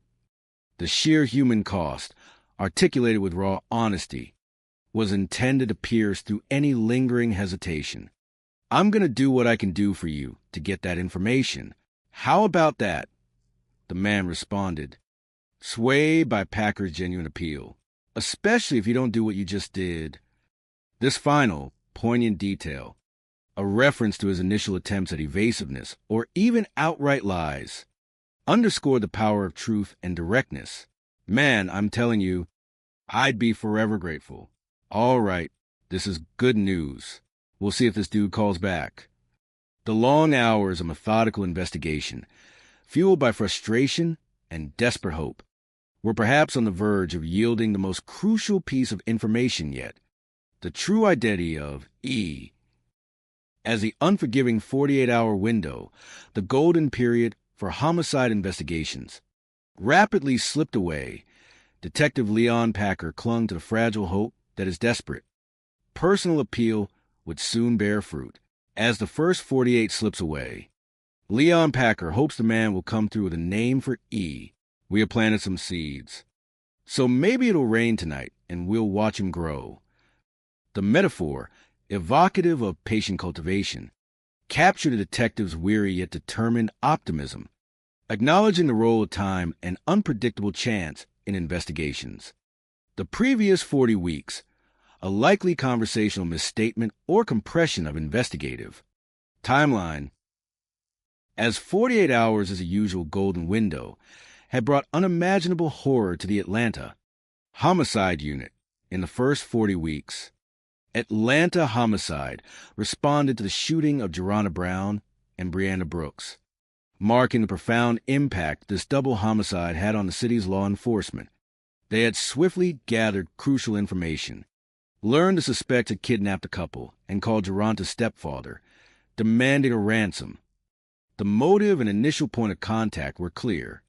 They had even managed to get a partial description for one of the suspects, who allegedly goes by E, an elusive nickname that had become a persistent thorn in their side, and spoke to a man from E's phone line, marking their closest physical link to the perpetrators. But as the investigation relentlessly pressed forward, a wave of profound, heartbreaking news crashed upon the families and the investigative team, casting a fresh pall of sorrow over the grim work. 3 days later, the team learns that Brianna's family disconnected her from life support. The decision, agonizing beyond measure, represented a final, tragic surrender in the face of insurmountable medical odds. Okay, got it. Thank you. The detective's voice, though professionally stoic, could not fully mask the immense sadness that permeated the communication. Brianna Brooks didn't survive her injuries, the blunt word cementing a second indelible loss. Her courageous fight, her heroic will protect her unborn child, had ultimately yielded to the brutal, irreparable damage inflicted upon her. However, in this profound darkness, a small but miraculous flicker of light emerged. The baby's doing okay. It's expected to survive. a testament to the doctor's incredible skill and Brianna's immense strength during childbirth, defying all medical odds. But that baby is now going to grow up without a mom, a poignant, heart-wrenching reality that underscored the devastating ripple effect of the crime. A motherless child, a profound emptiness that time could never fully fill. This devastating news intensified Leon Packer's already fervent resolve to identify E., the architect of such unspeakable suffering. The guy that said that he was going to try to get E's real identity for me. I need that dude to call me back. The urgency in his voice was palpable, a desperate plea for the one piece of information that could propel the investigation forward. With no word from the man who had agreed to help identify E., Leon Packer, not one to wait idly, initiated another meticulous search, driven by an unyielding determination. He searches E's phone records to see how many times the man's number appears, systematically sifting through the digital breadcrumbs once again. The depth of the connection was staggering. For the past week, this dude appears 120 times. He's a top caller in the dude's records. The sheer volume of communication, surpassing even the previous top caller, indicated an incredibly close and active relationship, elevating this anonymous man into a primary suspect. The call timing was particularly damning. He called this guy 2 hours before the kidnapping occurred. So they spoke right before the kidnapping, establishing a direct, undeniable link to the crime's immediate prelude. The identification of this highly frequent contact became an immediate, critical priority. Leon Packer researches the man's phone number, diligently tracing the digital footprint back to a name. The result was a chilling revelation, connecting the current horror to a violent past. Andre Gay? Yeah, one arrest. 38-year-old Andre Gay is on parole after serving 24 years for murder. He was released just 7 months ago. From November 24th, 1990, he was brought in. The discovery sent a jolt of ice through the entire unit. A seasoned, brutal killer, just recently released from prison, was intricately connected to the very heart of their double murder and kidnapping case. The sheer audacity, the chilling predictability of his alleged re-engagement in violent crime was palpable. Let me go look that up. I'm going to go get the book. Detective David Quinn, a veteran of the Atlanta Police Department.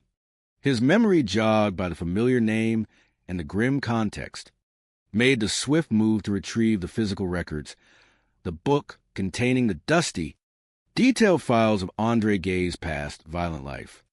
The investigation had suddenly found its anchor in its terrifying, familiar face.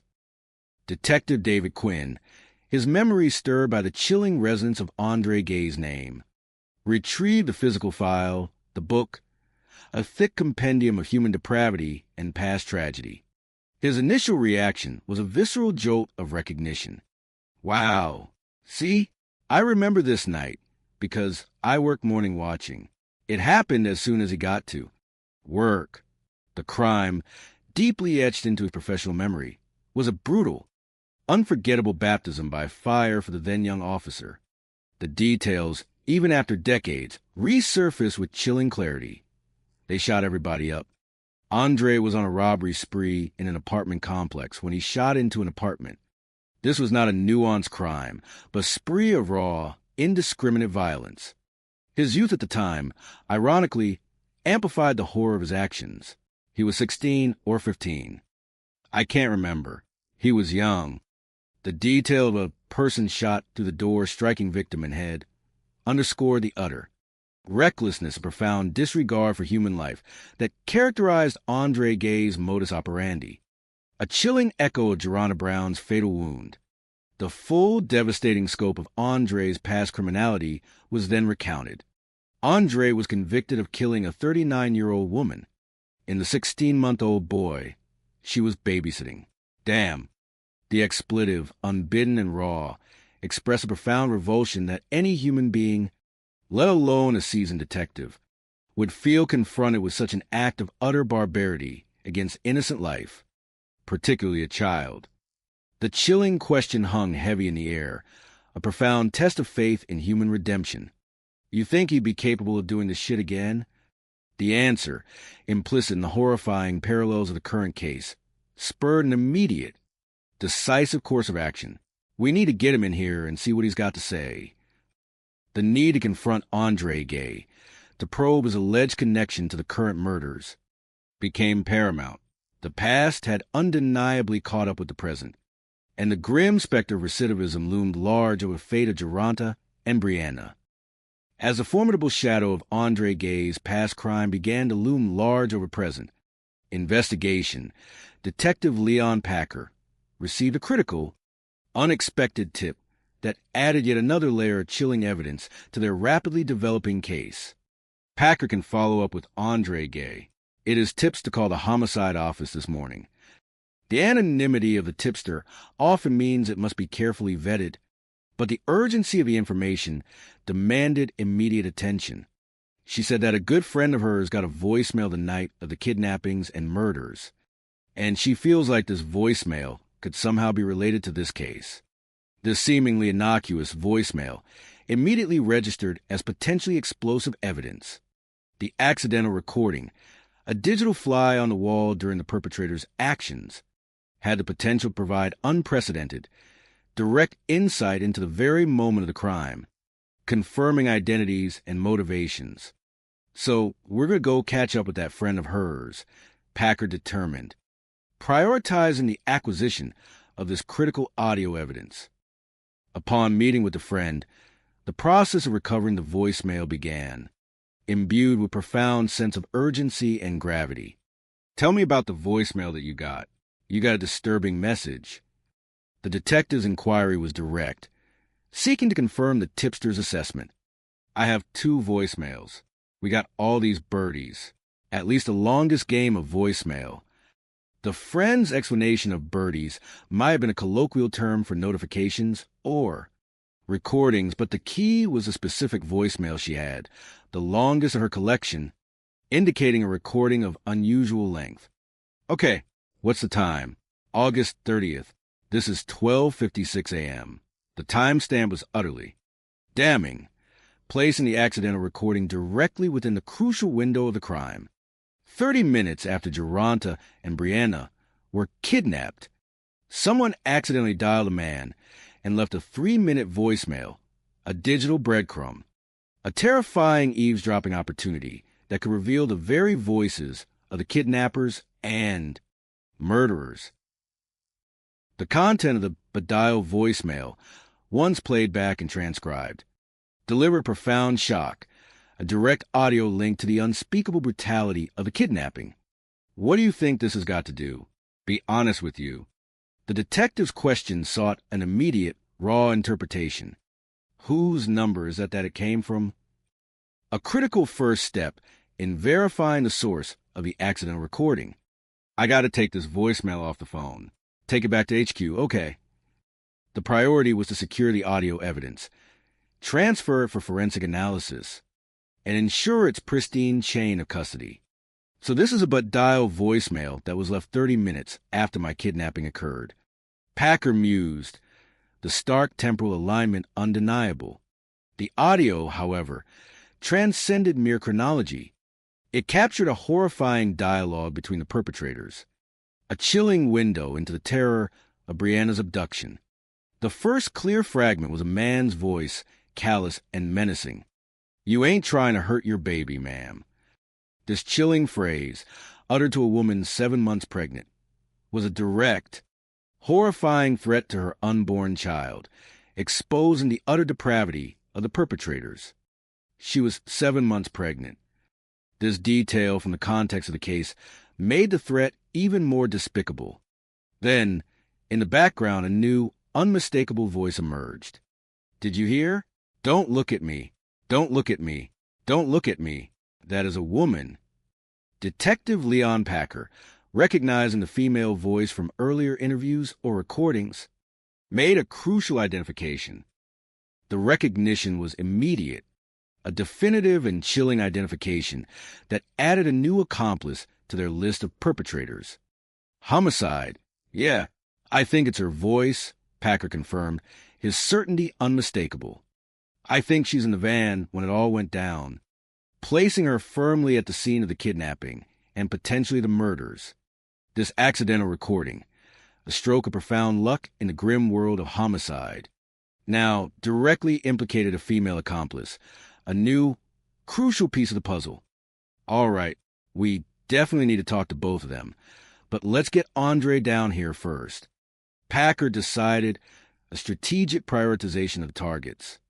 Andre Gay, with his violent past and his direct phone connections to E, was the primary, most pressing subject for immediate interrogation, the net tightening rapidly around him, the evidence, converging from multiple unexpected angles, was quickly building an undeniable case against the suspects, leaving little room for escape or denial.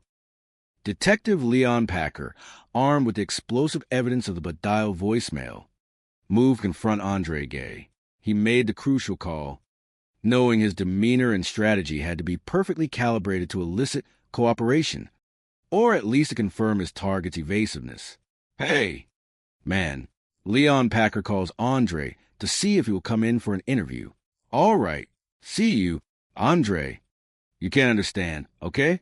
I'll come meet with you. Andre's initial response indicated a grudging willingness to come in, perhaps out of feigned innocence or belief that he could still manipulate the situation. Packer, however, had a carefully constructed plan for the interrogation, holding back his strongest piece of evidence. I'm not going to ask him about the butt dial. I don't want him to know that I have that yet. Let's see what he's got to say.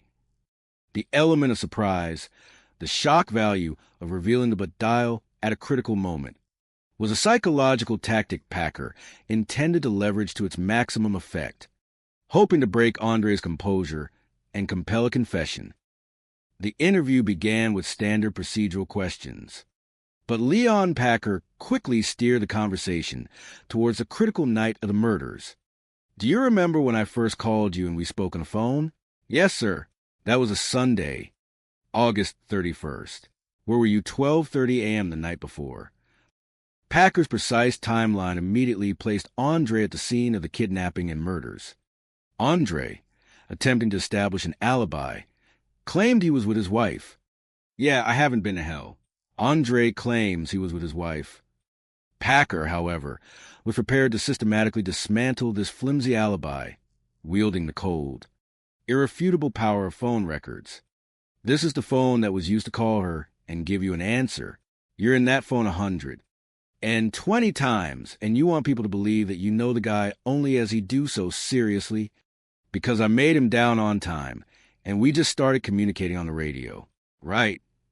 Packer's direct, almost accusatory tone challenged Andre's credibility, exposing the glaring inconsistency between his alleged casual acquaintance with E and extensive call history. And you thought that was it. And what's he doing for money? He's saying about cocaine. Okay. Andre, perhaps sensing the tightening noose, started to hint at the illicit nature of E's activities, mentioning drug dealing, attempting to distance himself while still revealing a criminal connection. The conversation rapidly intensified as Andre, perhaps hoping to deflect blame, introduced another criminal alias. Hey, actually, I was going to be running the gun. Andre says he hangs out with a man called Fathead. This new name, Fathead, was a fresh piece of intelligence. Packer, recognizing Andre's tactic, pressed him, connecting his violent past to the current brutal double murder. Mike, do you know something about that? Who he is? Are you sure? Because they don't call me. Whoever pulled that trigger is a psychopath. Packer's pointed accusation, branding the shooter as a psychopath, was a deliberate psychological attack, aimed at eliciting a reaction, at peeling back Andre's veneer of calm. It's for the in-account involvement and the death that I made. You've been down this road. We ain't talking about some young buck. You put bullets through a door that killed the people. Packer, abandoning all pretense of subtlety, directly linked Andre's past murder conviction, killing a woman and a baby through a door, to the Current crime, emphasizing his undeniable capacity for such brutal, indiscriminate violence. The cards are stacking up. The grim reality of the overwhelming evidence was now laid bare. Packer then moved for the killing blow, confronting Andre with the damning audio evidence. If I asked you to say something, would you hear me? Repeat it? I made you ask me? We ain't trying to hurt your baby now. We ain't trying to hurt your baby now. Packer directly quoted the chilling threat from the but dial voicemail, watching for Andre's reaction, gauging his psychological response. Guess what?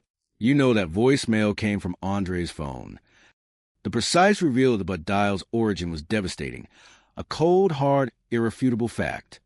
Andre, caught completely off guard, scrambled for an explanation, attempting a desperate, ludicrous deflection.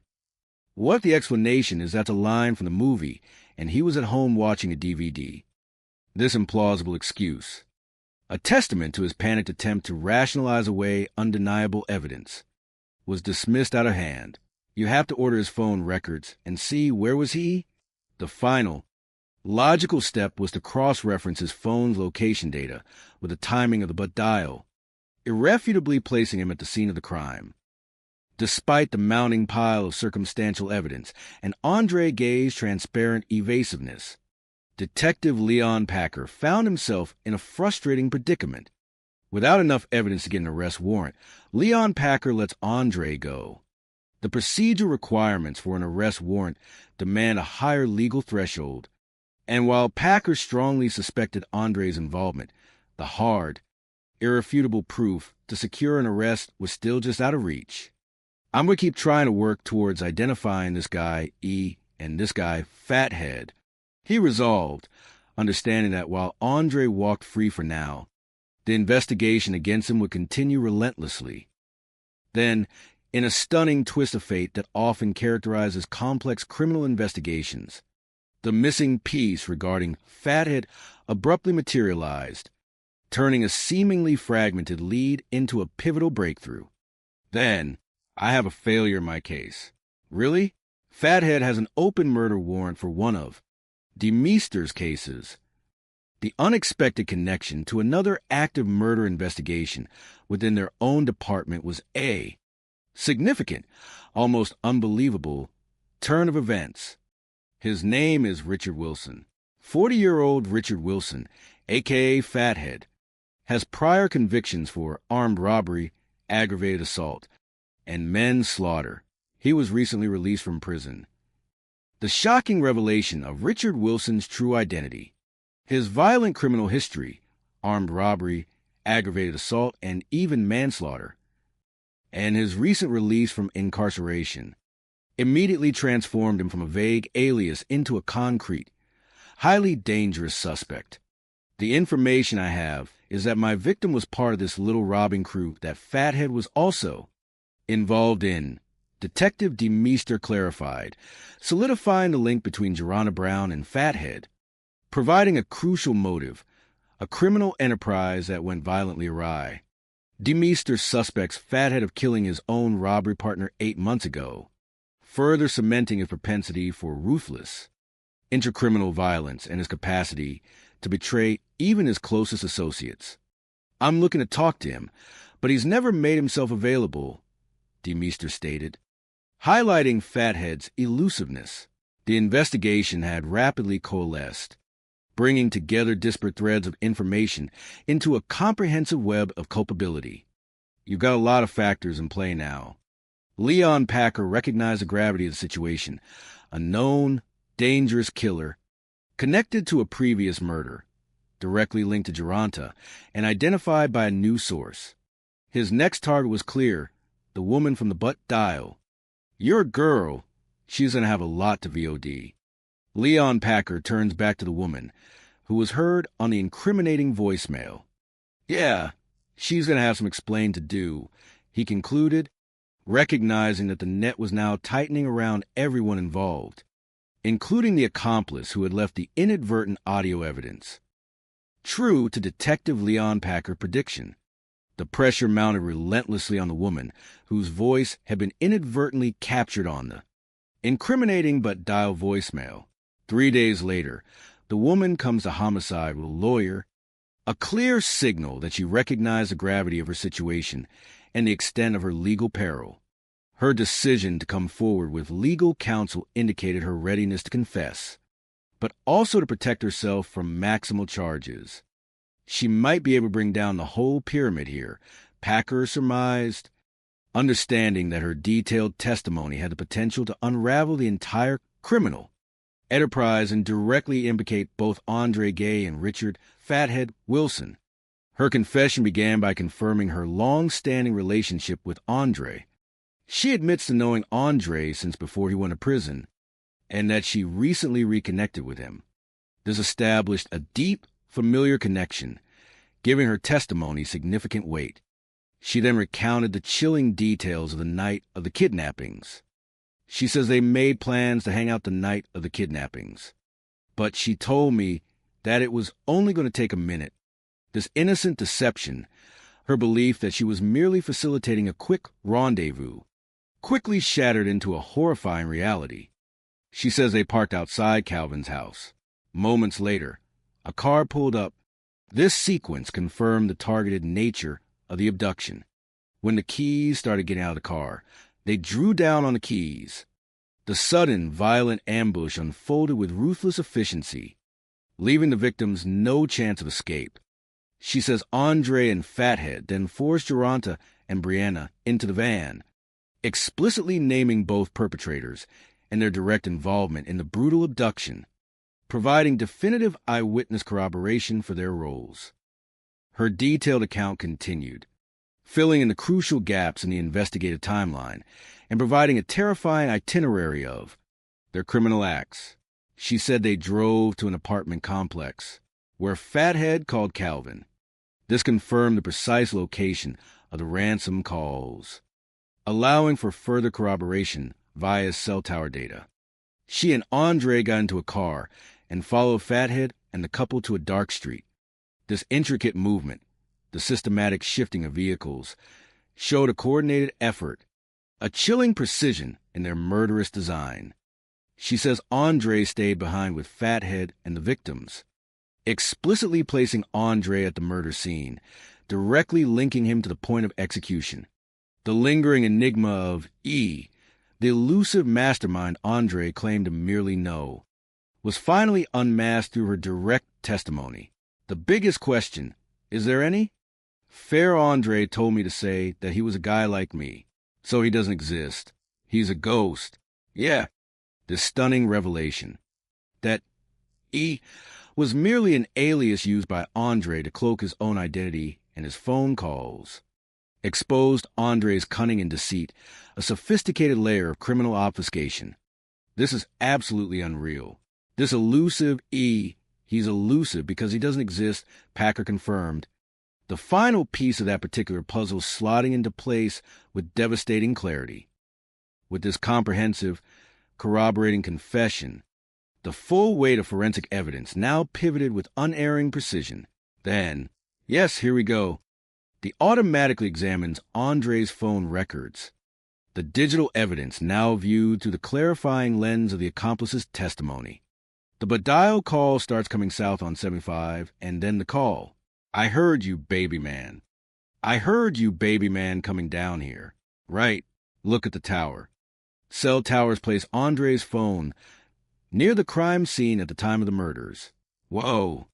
The forensic analysis of cell tower pings provided incontrovertible proof, electronically placing Andre Gay's phone, and by direct implication, Andre himself, at the exact geographical location of the murders at the precise time of their occurrence. The accidental voicemail, now tied definitively to Andre's physical presence, became the ultimate, undeniable nail in his coffin of lies. We got everything that we need now to go ahead and take out the warrants for Andre and Fathead. Packer declared, the finality in his voice unmistakable. Mark, the sun has risen. Leon Packer calls the U.S. Marshals to pick up Fathead and Andre Gay, initiating the final, swift phase of apprehension. The intricate web of deceit, violence, and manipulation had been fully unraveled, and justice, long delayed, was now poised to be served, with all the legal and investigative pieces meticulously in place. The hunt for Andre Gay and Richard "Fathead" Wilson entered its final, most decisive phase. Apprehension. 3 days later, Andre is taken into custody in northwest Atlanta, a swift, coordinated operation bringing him into the full grasp of the law. Detective Brett Zimbrick, a seasoned interrogator, immediately began his interview, confronting Andre with the insurmountable wall of evidence that now stood against him. My whole number will be in silence, but Andre's initial response hinted at an intention to remain silent, a common legal tactic. But Zimbrick systematically dismantled that defense, revealing the extent of their knowledge. They put you in the scene with double kidnapping, which results in a double murder. They put you in the scene of, they have eyewitness, and your phone hits on certain towers. The sheer volume and irrefutability of the evidence, eyewitness testimony, forensic cell tower data, and the chilling detail of the dial left Andre no room for denial. And this is the good part. You do realize that your phone made up a dial, right? The direct confrontation with the accidental recording, the definitive, self-incriminating evidence, was the ultimate psychological weapon. A but dial.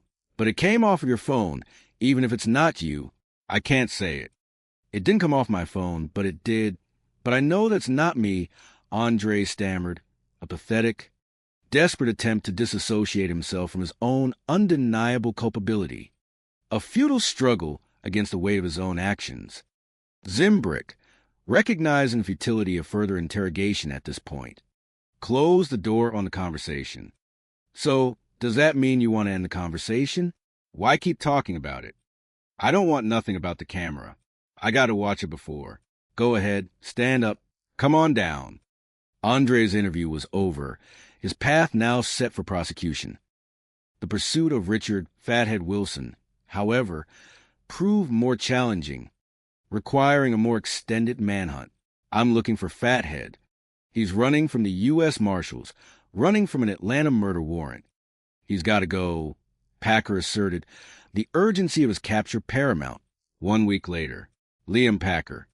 Richard "Fathead" Wilson is arrested in Birmingham, Alabama, confirming the relentless cross-state pursuit.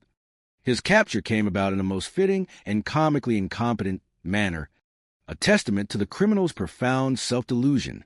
Apparently, he walked into a pawn shop and tried a pawn AK-47 style machine gun. The guy at the pawn shop was suspicious. He called the police. Birmingham PD showed up. The sheer idiocy of attempting to pawn an illegal, high-capacity firearm, rather than quietly escaping, was a testament to Fathead's hubris and criminal ineptitude. He said, "My name's Richard Wilson. He's down at the county jail down there now." The long arm of the law had finally and unequivocally caught up with him, bringing both perpetrators into custody and marking a decisive victory for the investigative forces. The very next day, Richard "Fathead" Wilson was extradited back to Atlanta, a somber journey bringing him back to face the full weight of justice for his heinous crimes. The next day, Fathead is extradited back to Atlanta. The interrogation began with Detective Packer's direct, unvarnished explanation for their relentless pursuit. The main reason we want to talk to you is because of a double homicide that occurred on the morning of August 30th. I'm trying to do you. Roger, we're getting kidnapped. She's a man of one of the people. Packer, stripping away any pretense, laid bare the stark reality of their comprehensive knowledge. We can start from the beginning with Ellis. What happened? Well, we don't need that. Fathead, perhaps attempting to divert attention, tried to introduce an irrelevant topic. Ellis.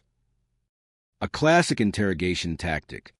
Packer, cutting him off, made it clear they were focused solely on the murders.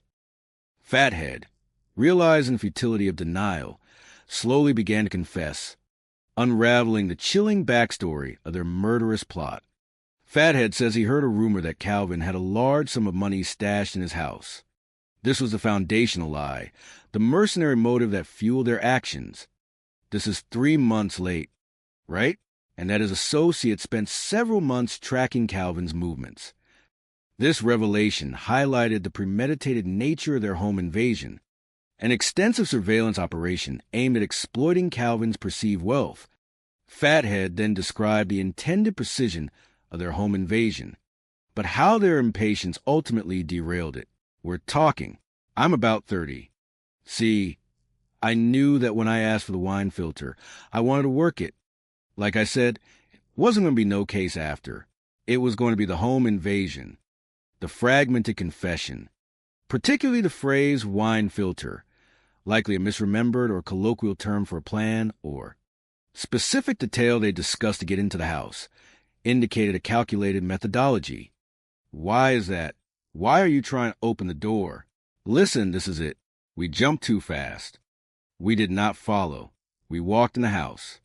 The violence was to get to the door until we jumped out too early. His confession revealed a meticulous plan to secure entry, perhaps to capture Calvin by surprise or bypass security, but their impetuousness had sabotaged their initial nonviolent objective of a quick money grab. Fathead then chillingly detailed the chaotic escalation of their bungled plan. He says they grabbed the couple, took them to the front door, and started knocking. Mr. Riggs, open the door. You're staying over the door. The aggressive confrontation at Calvin's door, coupled with a continued false pretense, Mr. Riggs, perhaps to confuse or appear legitimate, reflected their increasingly desperate situation. He ain't doing it, so I'm calling him right now. And you're calling him, expecting him to pay the money. The repeated, frustrated calls to Calvin for ransom money underscored the rapidly deteriorating plan, transforming a smooth criminal operation into a desperate, enraged act of violence. Then, in a chillingly candid moment of self-justification and victim-blaming, Fathead delivered his utterly depraved rationale for the murders. We called the police house to phone him. I said they claimed him. That's why they died, though, for real. His words, casually assigning blame to Calvin for involving the police, demonstrated profound, psychopathic lack of remorse. The victims died because Calvin called the police, not because Fathead brutally murdered them. His moral compass was utterly inverted. Fathead's recollection of the actual shooting was delivered with a callous indifference that shocked. The conscience. Get out on the side of the curb. Do you remember where you shot a guy first? In the area. Maybe. When he's not over, I thought he shot through. I'm not sure. The detached, almost casual way he described shooting Geronta, his uncertainty about the precise location or timing, underscored a profound disregard for human life. I'm staying home. That's why I shot him dead. This terrifying statement, ostensibly meaning that he killed Geronta because he didn't want him to leave or because he simply wanted to eliminate him as a problem, encapsulated the chilling, arbitrary nature of his violence. Packer, visibly struggling to maintain composure, pressed him on the broader implications of his rampage. How many bodies are you responsible for? How many people are you killed? I don't know. Honestly, that collateral damage. Fathead's chilling response, using the dehumanizing term collateral damage for the lives he had extinguished, revealed the terrifying inner workings of a true sociopath, someone utterly devoid of empathy or any capacity for guilt. His description is horrific. I mean, it literally shocks the conscience. It's absolutely heinous.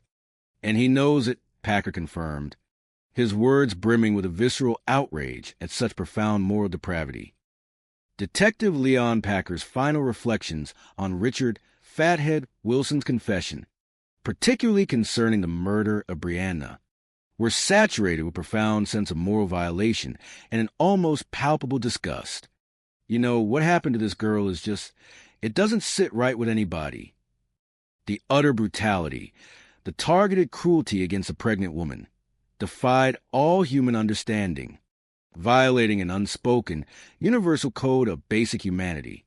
No one can wrap their heads around this. No one can understand how someone could do something like this, he asserted, articulating the collective incomprehension of an act so profoundly evil. This wasn't merely a crime of opportunity or a tragic outcome of a botched robbery. This is not a murder. This is an execution. The distinction was crucial.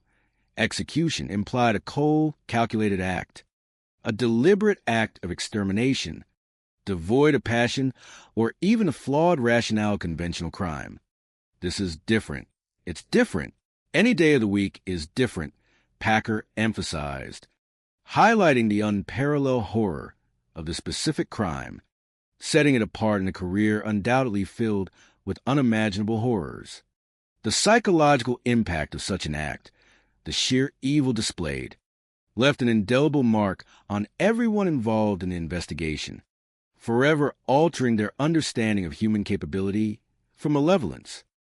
5 months after the unspeakable murders of Jorana Brown and Brianna Brooks, the echoes of their loss continued to reverberate with devastating clarity through the lives of their loved ones.